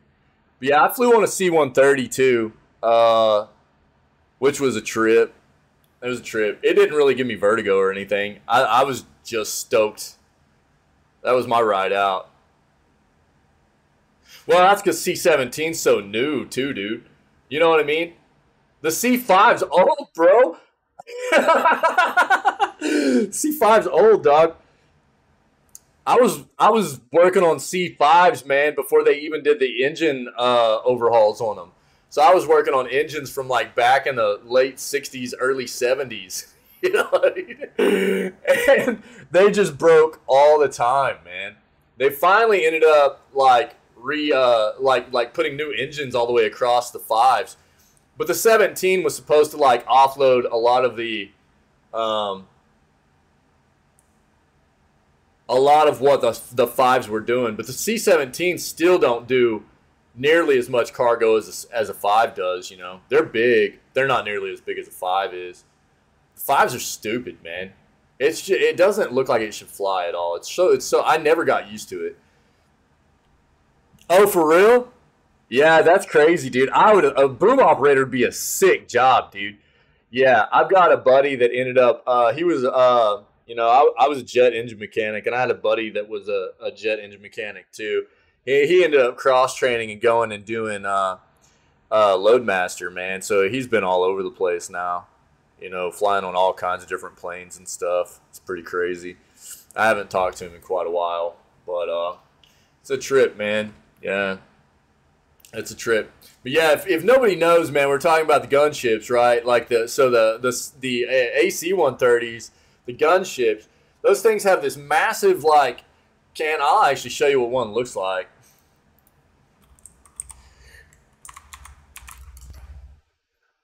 So an AC-130, you see this big cannon like sticking out the side of this thing? You see that? I've got a spent shell out of one of these. Hey, it's a massive flipping round, dude. It's a massive round.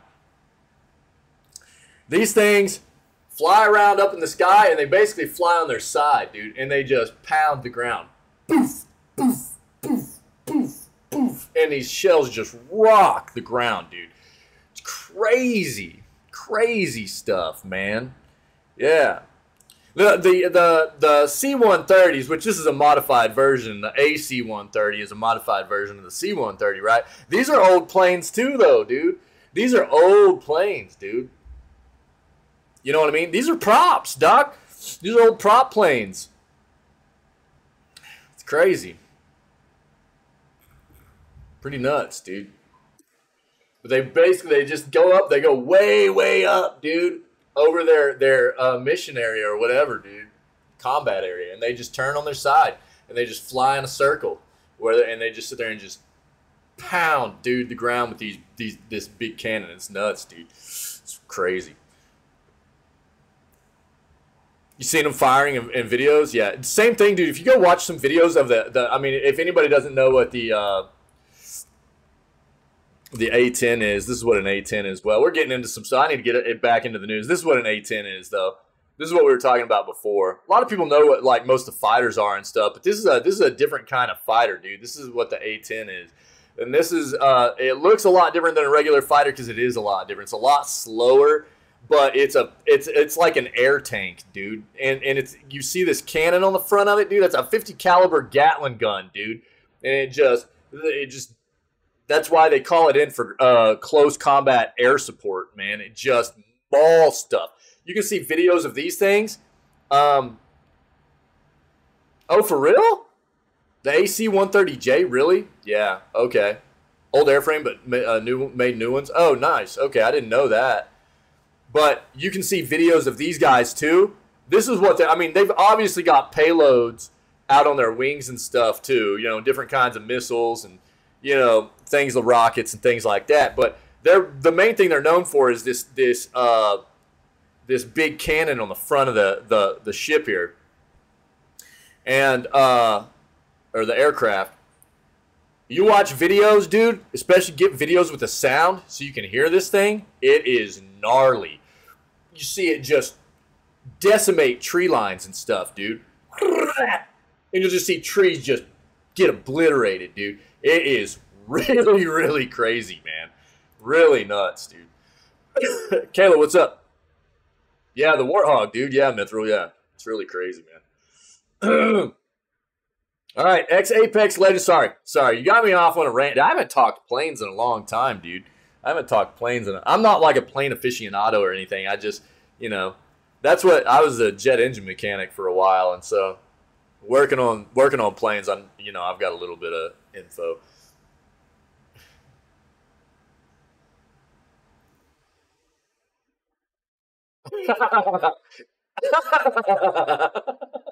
That's funny, dude. Yeah. Yeah, it's no joke, though, dude. And that's what's crazy is like you'll see enemies like there are videos out there of like enemies just freaking out, dude. They hear an A-10 coming in and they're just it's scatter mode, dog. They want nothing to do with it. They want nothing to do with it, man. You know, there's B-52 as well. Yeah, there's a lot of crazy stuff. Weird shift at work. Oh, I'm sorry, Caleb. I'm sorry. Look, I mean, but to be fair, man, war is terrible. You know what I mean? It sucks that we have to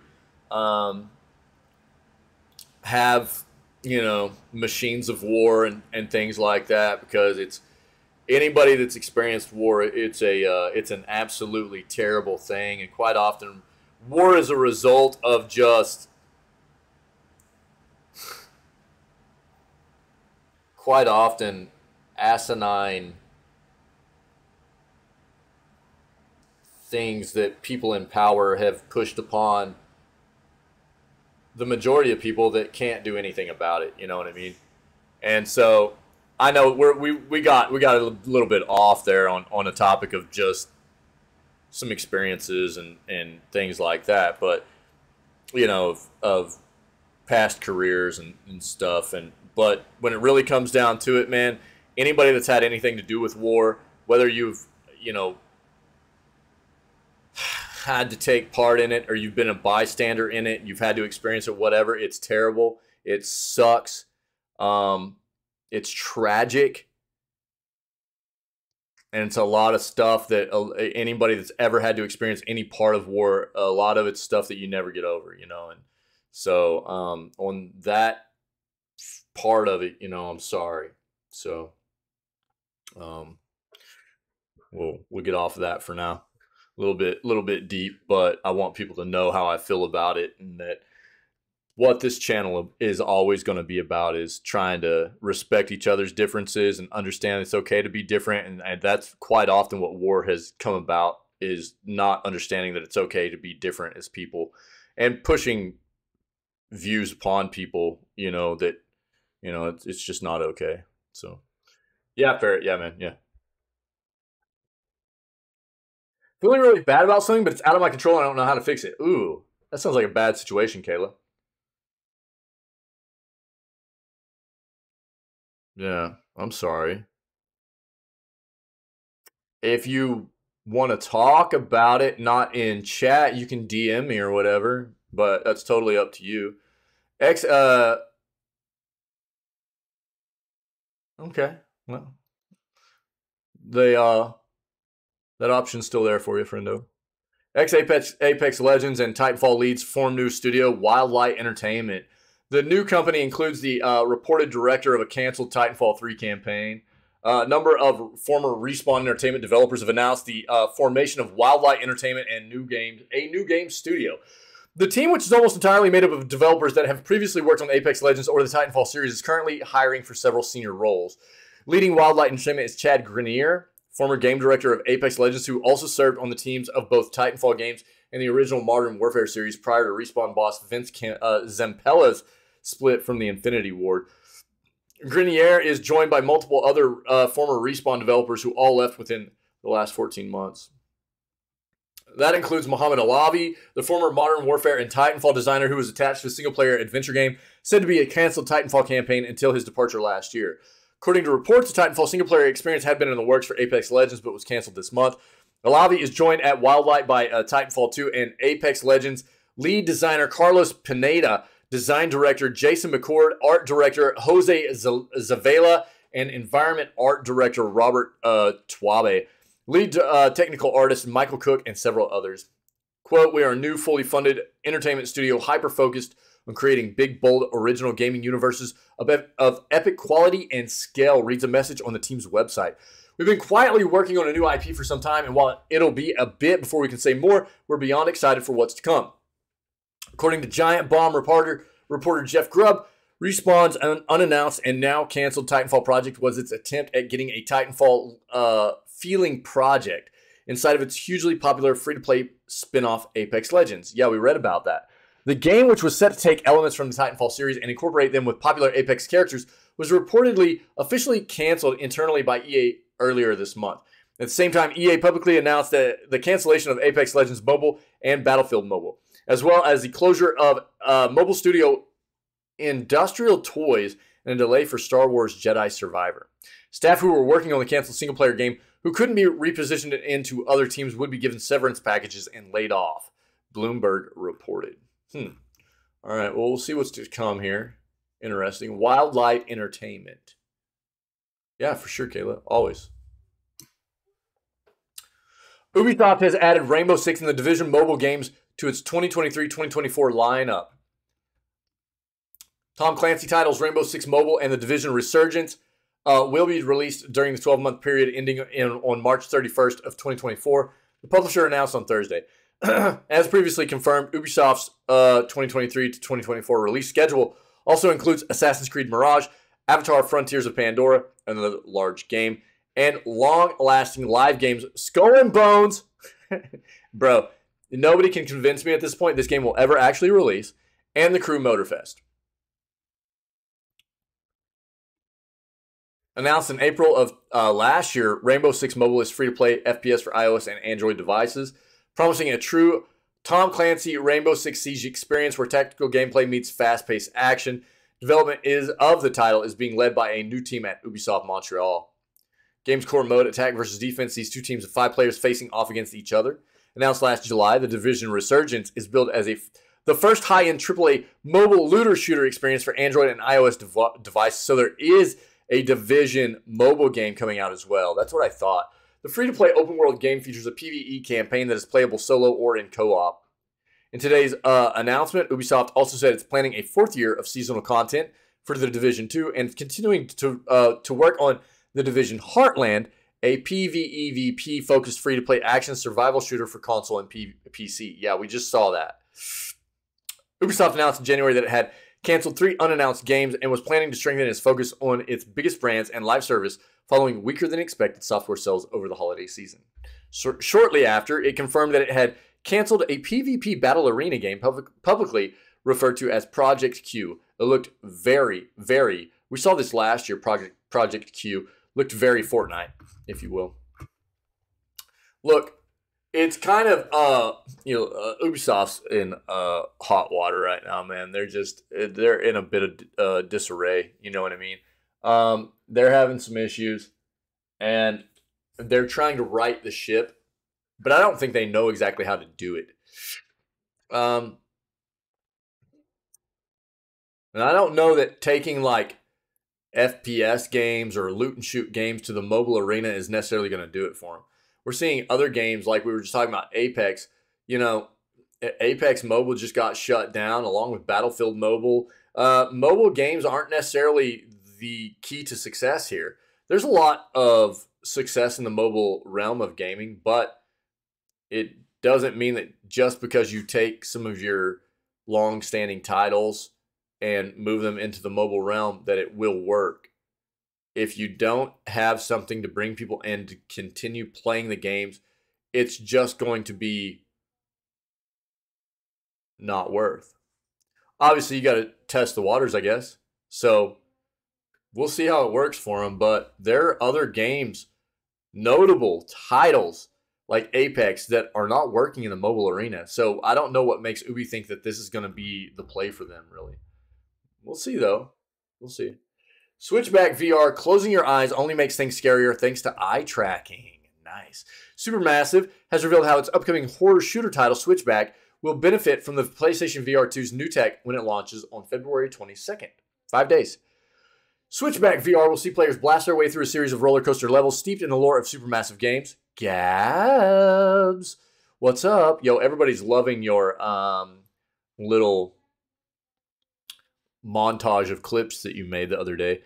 It's really good. The Dark Pictures Anthology, how are you, my friend? Happy Friday. While coming face to face, sometimes literally, it seems, with the apparitions of monsters featured in titles including Man of Medan and The Devil in Me. In a PlayStation blog post, the developer detailed how it harnessed the upgrade capabilities of the PSVR 2 to intensify the experience and horror of their latest game. Yeah, it was very good, very good.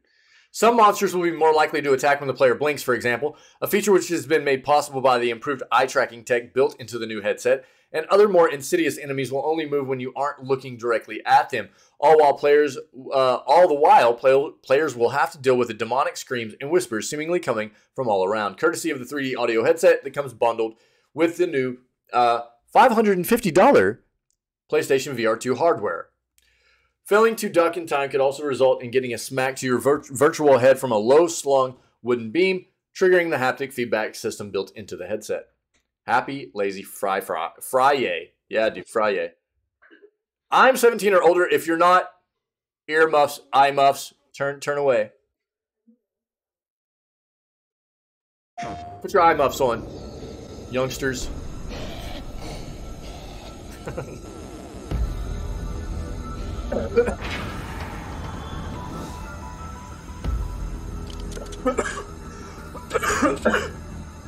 Dude, my head is killing today. Dude, I'm 16 and a half. That rounds up to 17. You should be fine.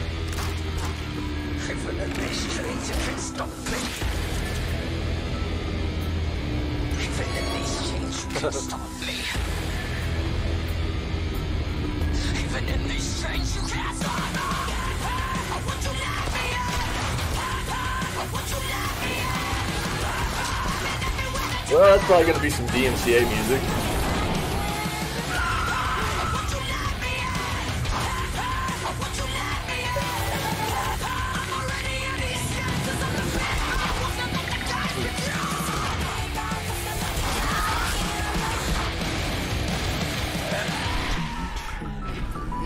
Someone is coming to help you. Interesting. You're already scared?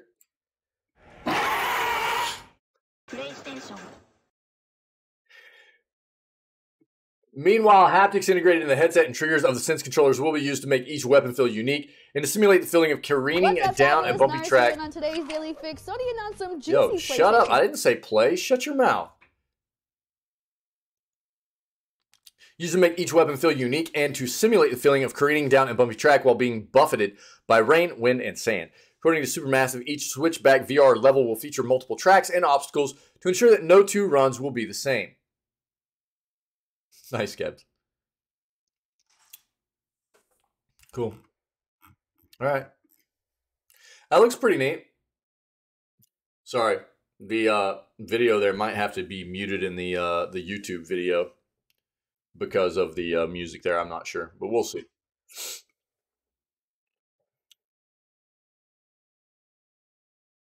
Wild Hearts review scores. Building and monster hunting goes well together. All right. Wild Hearts, the recently released hunting game, is a very beautiful one.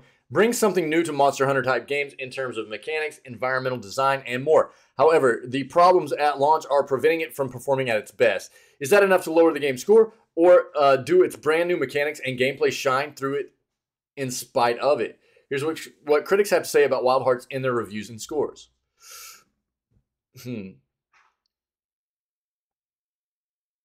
Wild Hearts is so the review scores are like a 77 to an 80 on Metacritic. So probably not going to be like blowing you away with anything new. Do yoga or play Black Flag, both at the same time. Multitasking, go. Play it while you're standing on your head.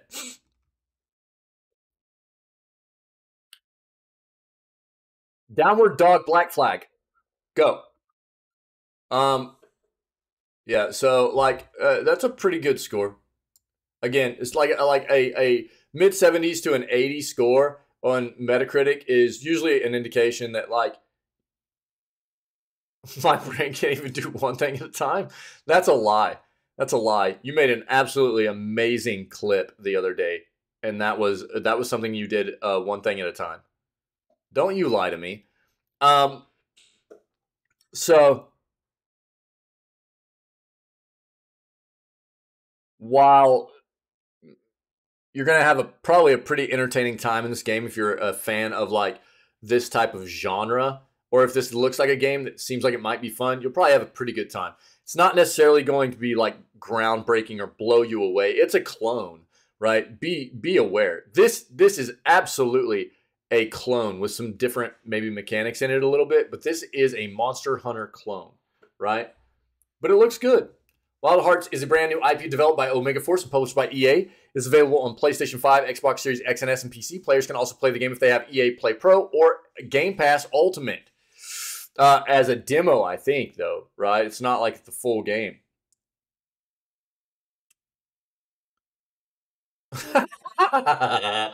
Yo, that's my kind of statement right there, Gabs. Metacritic aggregated reviews for all 3 platforms the game came out in. As of this article, the PlayStation version of the game had the most reviews at 30, 3 of which had mixed reviews. The Xbox XS version had 14, again with 3 mixed reviews. PC had 22 total reviews with 6 mixed. The most out of all platforms. This is understandable as the PC version of the game is currently having problems in terms of its performance. Feels bad, man. The gamer gave the PC version of the game a score of 90. They called Wild Hearts a colorful and curious contender. Stretch! All right. In the hunting games genre, and a very welcome one right now. They also called it the breath of fresh air that the genre needs. The game's difficult battles with some twists in mobility and construction were the reasons for this. Sadly, they also brought up the game's unfortunate performance issues. How can you get a score of 90 with performance issues? I don't get it. Something that the PC version of the game is really struggling with. Gaming Trend gave the Xbox Series X version a score of 90. The game brings a uniqueness to the monster hunting genre that keeps the experience feeling refreshing. Excuse me. They describe the game's karakuri and unique weapons as very fun to experiment with and present interesting combat opportunities.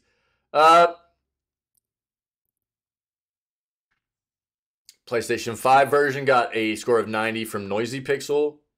Striking monster designs, distinct weapon variety, engaging combat. Game Rant, 80 for PC version. Meets eye to eye with Monster Hunter. Razor sharp focus on combat, player progression, kimono hunting.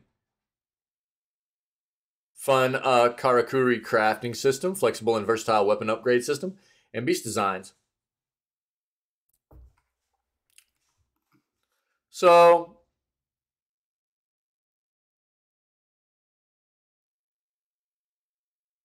not everyone gave a high score to the game. Dexerto, for example, gave the PC version a score of 60.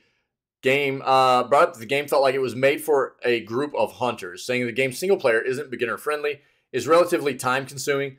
The game is enjoyable as a whole. They said the stutters and slow pace held them back from the fast paced experience they were looking for. PC Gamer, who gave the PC version a score of 63, said the game's sublime combat not really carry the game's flawed building system, too few monsters, and terrible performance. Yeah, so it's getting a wide range of scores right now. Looks like PC version's having issues. I don't know, dude. It feels so bad developers are having such a hard time getting games built up for PC, optimized for PC. It's terrible, man. There are some developers that are really, really good at it, and then there's some developers that just really suck at it. And I think what it is, there are developers that don't take enough time to work on the PC version of games. There are some developers that just really focus in on the console version. They get the console version really good, and then they don't take enough time to consider how much more difficult it is to optimize for PC. And they just get it to what they consider to be good enough. And that's not really acceptable.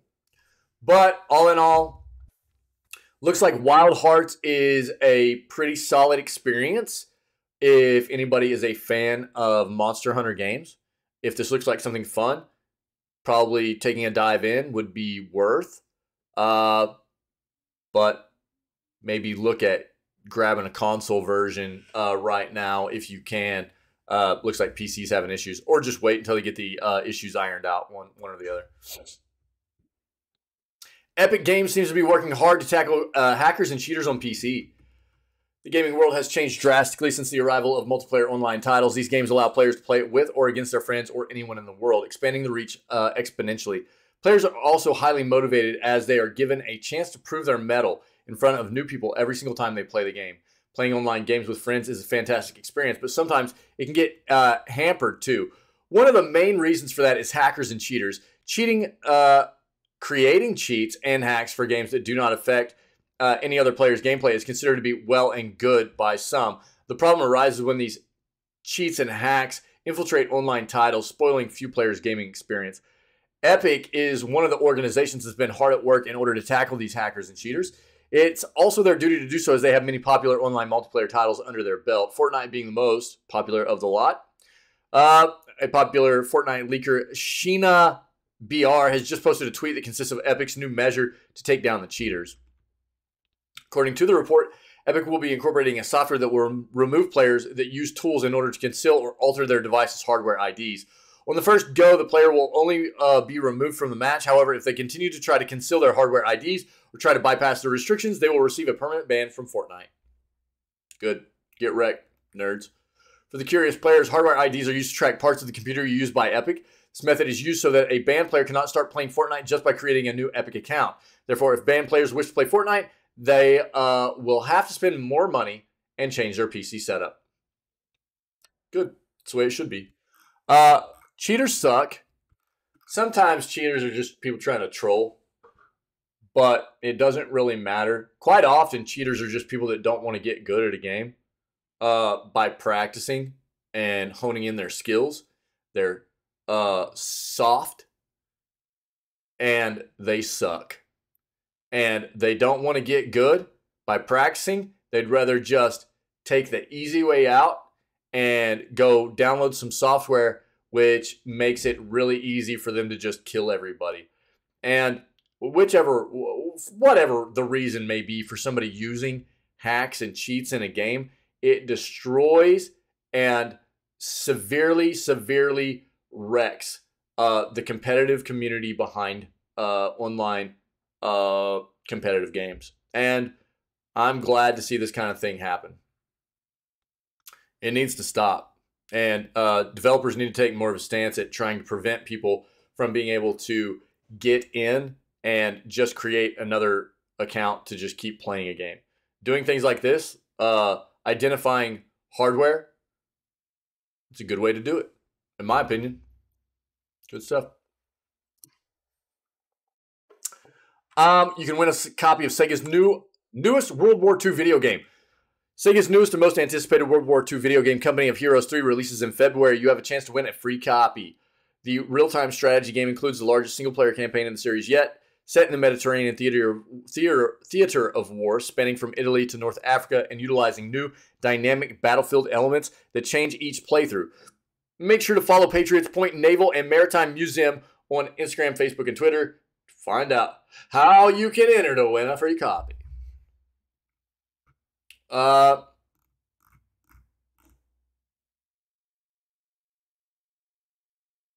Company of Heroes 3 was announced in 2021 with a trailer that showed players what to expect from the World War II game. The anticipation has only built since then, as this is the first title in the franchise released since the 2013 launch of Company of Heroes 2, one of the most popular RTS games of the decade. The third installment was originally planned to release in November of last year, but developers needed some extra time. Our team decided the game was not quite up to our players or our own high standards. There were bugs to squash, pixels to polish, gameplay to adjust, and feedback to address, Bergen said. Developers said the wait will be worth it, however, and Bergen said he's proud of the work the team has accomplished, working with a fantastic team who are passionate about doing justice to the legacy of the brave men and women who fought and died for the freedoms we enjoy today is nothing short of an absolute privilege. Company of Heroes 3 releases on February 23rd, about 6 days, for PC and later in this year for PS5 and Xbox Series X and S. All right. Preview the game. Take a quick preview. Is this all they have?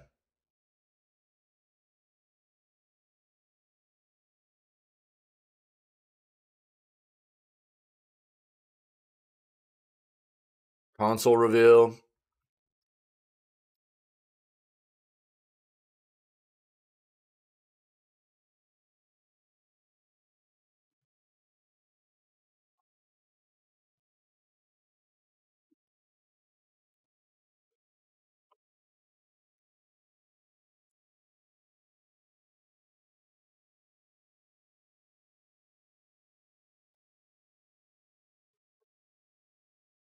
That's a year ago. Console reveal. Official features reveal 5 months ago. Let's take a look at this.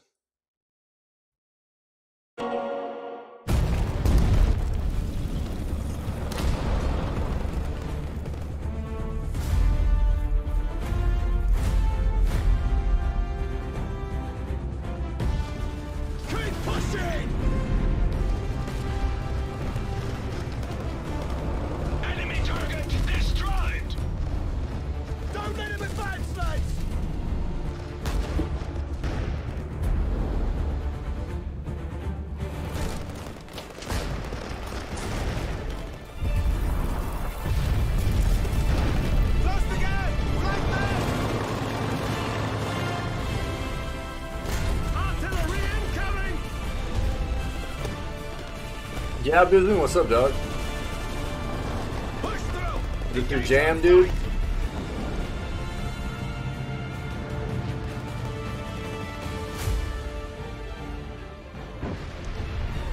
Dude, I used to play a lot of like Command and Conquer back in the day.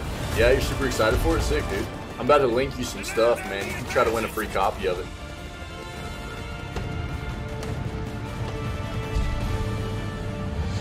That's what it kind of reminds me of. Like, not nearly as like old school Command and Conquer, dude, wasn't this obviously, you know, modernized and everything. But dude, I used to play a lot of Command and Conquer back in the day. Yeah, for sure, buddy. Yeah, just like.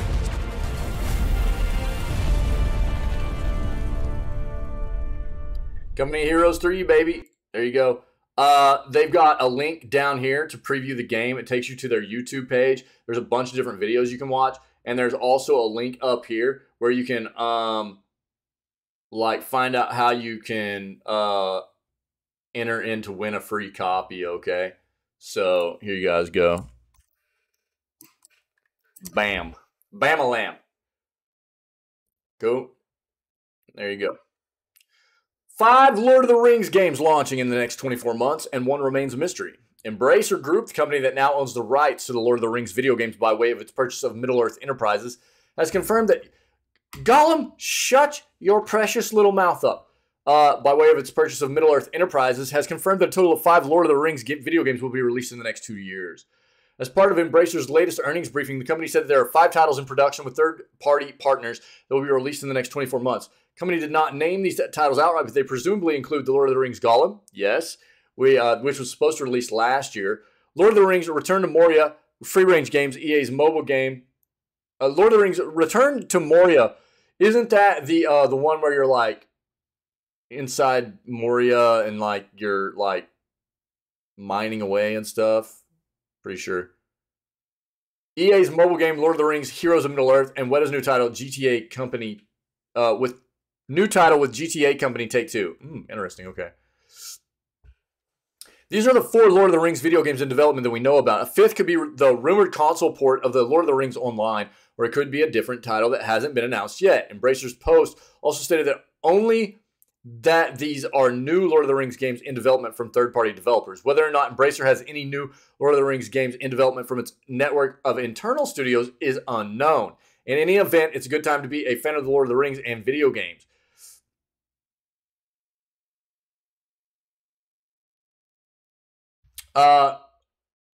Yeah, the first of the group to launch may be Gollum, which has been delayed numerous times, which is sketchy, dude. It gives a cool take on that we've never seen before, really, in the gaming world of the Lord of the Rings stuff, and being able to like control and see everything from Gollum's point of view. That's really neat, I think. But there has been some issues with the development of this game, I would say. Lots of delays and stuff like that. So I think there's reason to be a bit hesitant here and maybe watch this for a bit after release. Scheduled to launch in April at the soonest. That's not a set date either. A new animated movie, The Lord of the Rings, The War of the Rohirrim, is also in the works and is set to release in 2024. Brian Cox and Miranda Otto lead the voice cast for that film. Bracer shocked many in August of last year when it announced it purchased Middle-earth Enterprises. Yep. It has big plans, it seems. As the company said, it's exploring the possibility of additional films focused around Aragorn, Arwen, Gandalf, and other popular characters.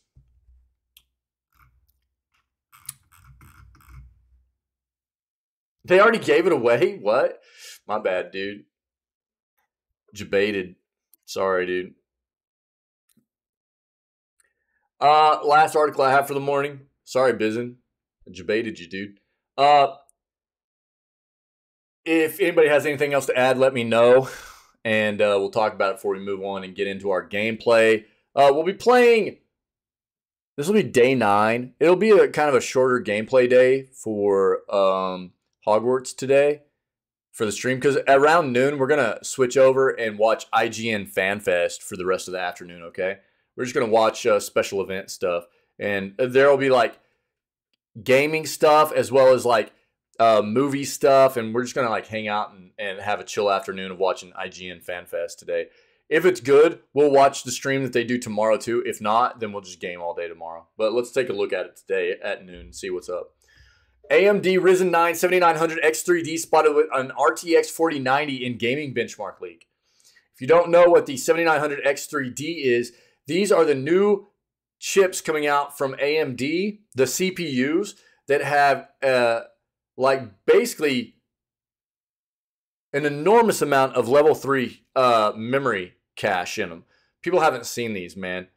Okay, Mithril. Yo, Mithril, hold on, dog. I got you, dude. Check it.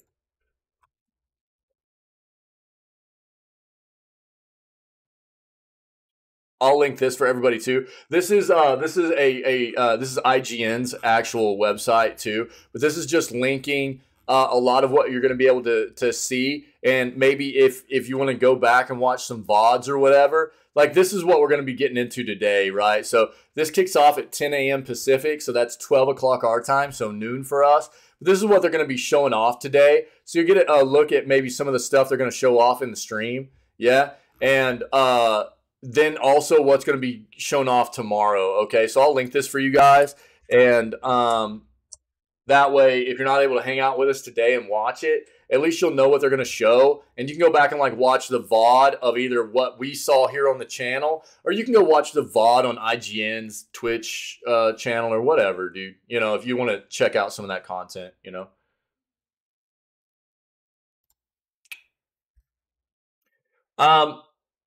So yeah, these X3D chips, man, have an incredible amount of level 3 cache in them. Which is something we haven't ever seen before in CPUs at all, and it's supposed to be like really enhancing what these CPUs can do for gaming. So let's see. In early January, AMD announced its hotly anticipated Ryzen 7000 processors with the 3D cache during CES. Still waiting impatiently for reviews and availability, but in the meantime, there are signs that reviewers are getting to grips with these chips.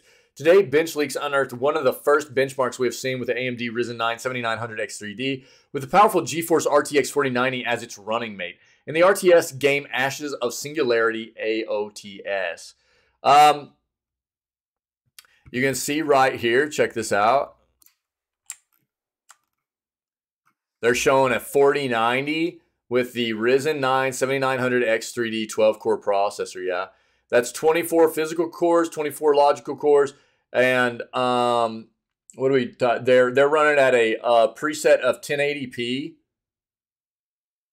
That's pretty low for these, but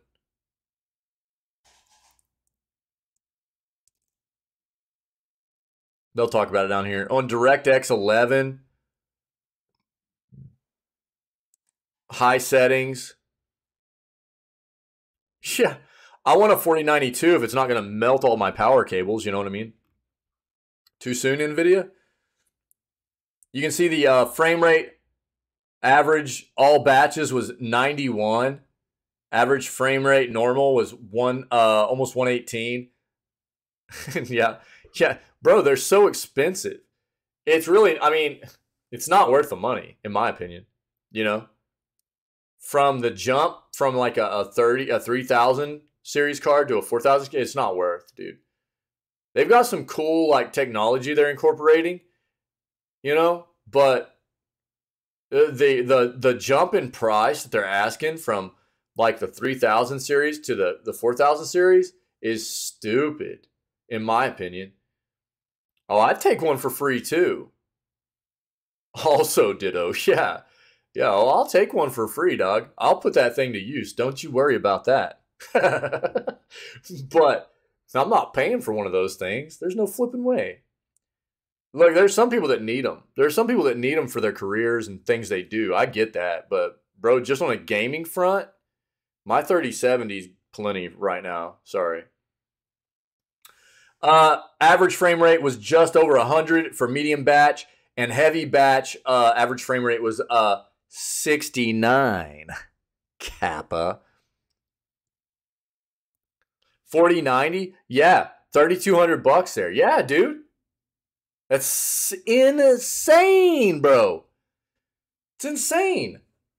That's like, I mean, dude, for what you're going to pay for a 4090, if you were to just go buy like a really good GPU, not like a 4090, but a really good GPU, like a 3070, 3080, you could legit build an incredible PCU, or an incredible PCU, incredible PC with all the leftover money that you would have spent on a 4090. You'd have a really good rig, dude. You know what I mean? It's crazy, man.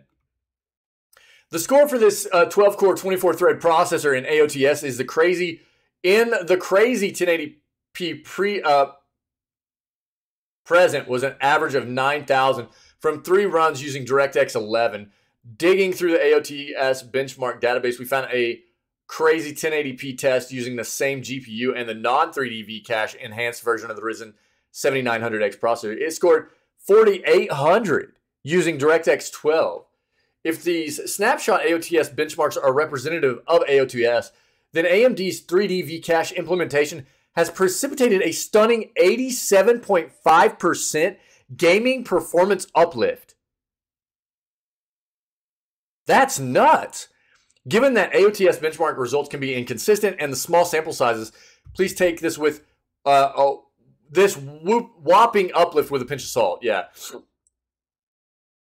Further investigations vindicating salt being added to the above comparison found in 4090 system with the previous gen 5800X3D achieved a crazy 1080p score of 13,300. Oh, wow, using DirectX 12. Well, that's the difference between DirectX 12 and 11, though, also. If you remember the AMD presentation about its new Zen 4 desktop CPUs enhanced with 3D Vcache, you will recall that the Ryzen 9 7900X3D is the mid-price solution from the trio. You can see the outline specs, the range in the slide below. Yeah. 16 cores. Oh, 16 cores, 32 threads. Oh, God. Oh, God. 144 megs of level 3 cache. Oh, God. Oh. Sorry. Sorry. Oh, man. Even if AMD had shared the 7900 X3D benchmarks at CES, it probably would still be wise to wait for independent third-party reviews before pre-allocating your new PC building or upgrading budget to fit any of these choices. Please stay tuned. Yeah, that's the big thing. We need to wait until we get like independent benchmarking coming out for these chips. But I do think they're going to be very good. But it's important that we wait and see some more benchmarking before we really get a good idea at how well they will perform, okay? Oh, yeah, I know, Mithril. Yeah, I know. I feel so bad for you guys, dude. Yeah, for sure, dude. Yeah. You know, I mean, you're not doing bad on the 2070 either. I was actually telling because they just stopped manufacturing the chips for the 2000 series cards by NVIDIA, and a lot of retailers are trying to get rid of that stock. So you're going to start finding a lot of really good prices. They've already started putting sales on them, but a lot of good prices on the 2000 series cards. Dude, the 2000 series cards are bangers. Those things are really, really good cards. So if anybody, I was kind of telling people about a month or two ago, like if you're looking to upgrade a GPU from something that's quite a bit old at this point, it would not be a bad move to look at putting a 2000 series card in your rig. You would be good for a while. I mean, is it top of the line right now? No, but if you want top of the line, you're gonna be really breaking the wallet. The 2000 series cards are flipping fantastic, and you can get good sales on them right now. So shop around. Go look at slickdeals.net and see if there are any on there. It's just it's a community-based site. People will post sales on all kinds of different stuff, a lot of tech stuff, and they just, like, if somebody comes across a good sell, they post it on there, and other people go, yeah, that's good, or no, that's a bad sell, whatever. And but it's a good site to look at if you're looking for buying stuff. 2000 series cards are bangers, dude.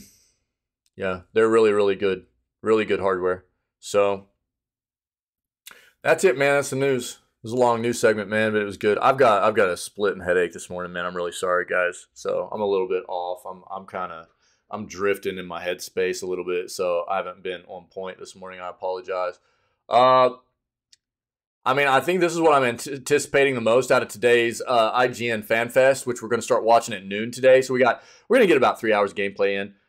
Some bare butt boxing, dude. Who's down? Everybody ready for some bare butt boxing? Oh, no, that's cool, man. I'll be okay. I deal with chronic headaches, man. Today's just brutal. I had one yesterday. It didn't end up going away. I didn't sleep well last night. I laid around in bed until after midnight before I finally fell asleep, and I woke up and my headache was just even worse today. So it's just one of those deals, dude. It's fine. I'll be okay. I just probably won't wear my headset again today, and we'll push. It'll be okay.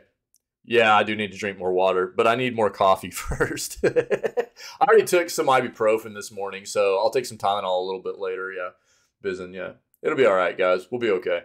But bare butt boxing, who's down? Seems good. We'll see what's going on with the IGN FanFest stuff later, okay? We're going to work our way right now into day 9.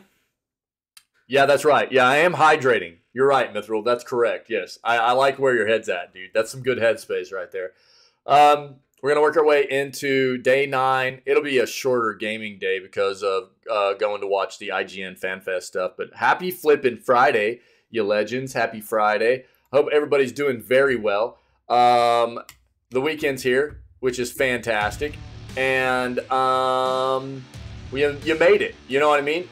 We made it. We made it to the weekend. Oh, okay, cool, Kayla. Yeah. Yo, if you sent me a message or anything, I'll look at it in a moment. I don't know if you did or not, but I hope you're doing okay, Kayla. So you guys rock. Thanks for being you. Thanks for being a part of this. I'm going to okay, cool. We're gonna move on to day 9 of Hogwarts Legacy. So if anybody is checking this out later, as this news segment out later as a highlight or a VOD, or any of our other content, whether it be episodes of gameplay that we do, playthroughs, or any crazy, funny 3-head clips or whatever, whether they be on the YouTube channel or here on Twitch, and you're enjoying the content, try to come hang out. All right, well, you let me know if you need anything, okay, Kayla? Try to see what you can do about coming and hanging out with myself and the rest of these amazing people that are part of our community here whenever we go live at 6 a.m. CST every single day. Start all of our streams off with video gaming news before we jump into whatever gaming content we have slated for the rest of the day, okay? Other than that, happy Friday. Stay healthy, stay safe, be kind, and we will catch everybody tomorrow for more video gaming news on February 18th. All right? Nope.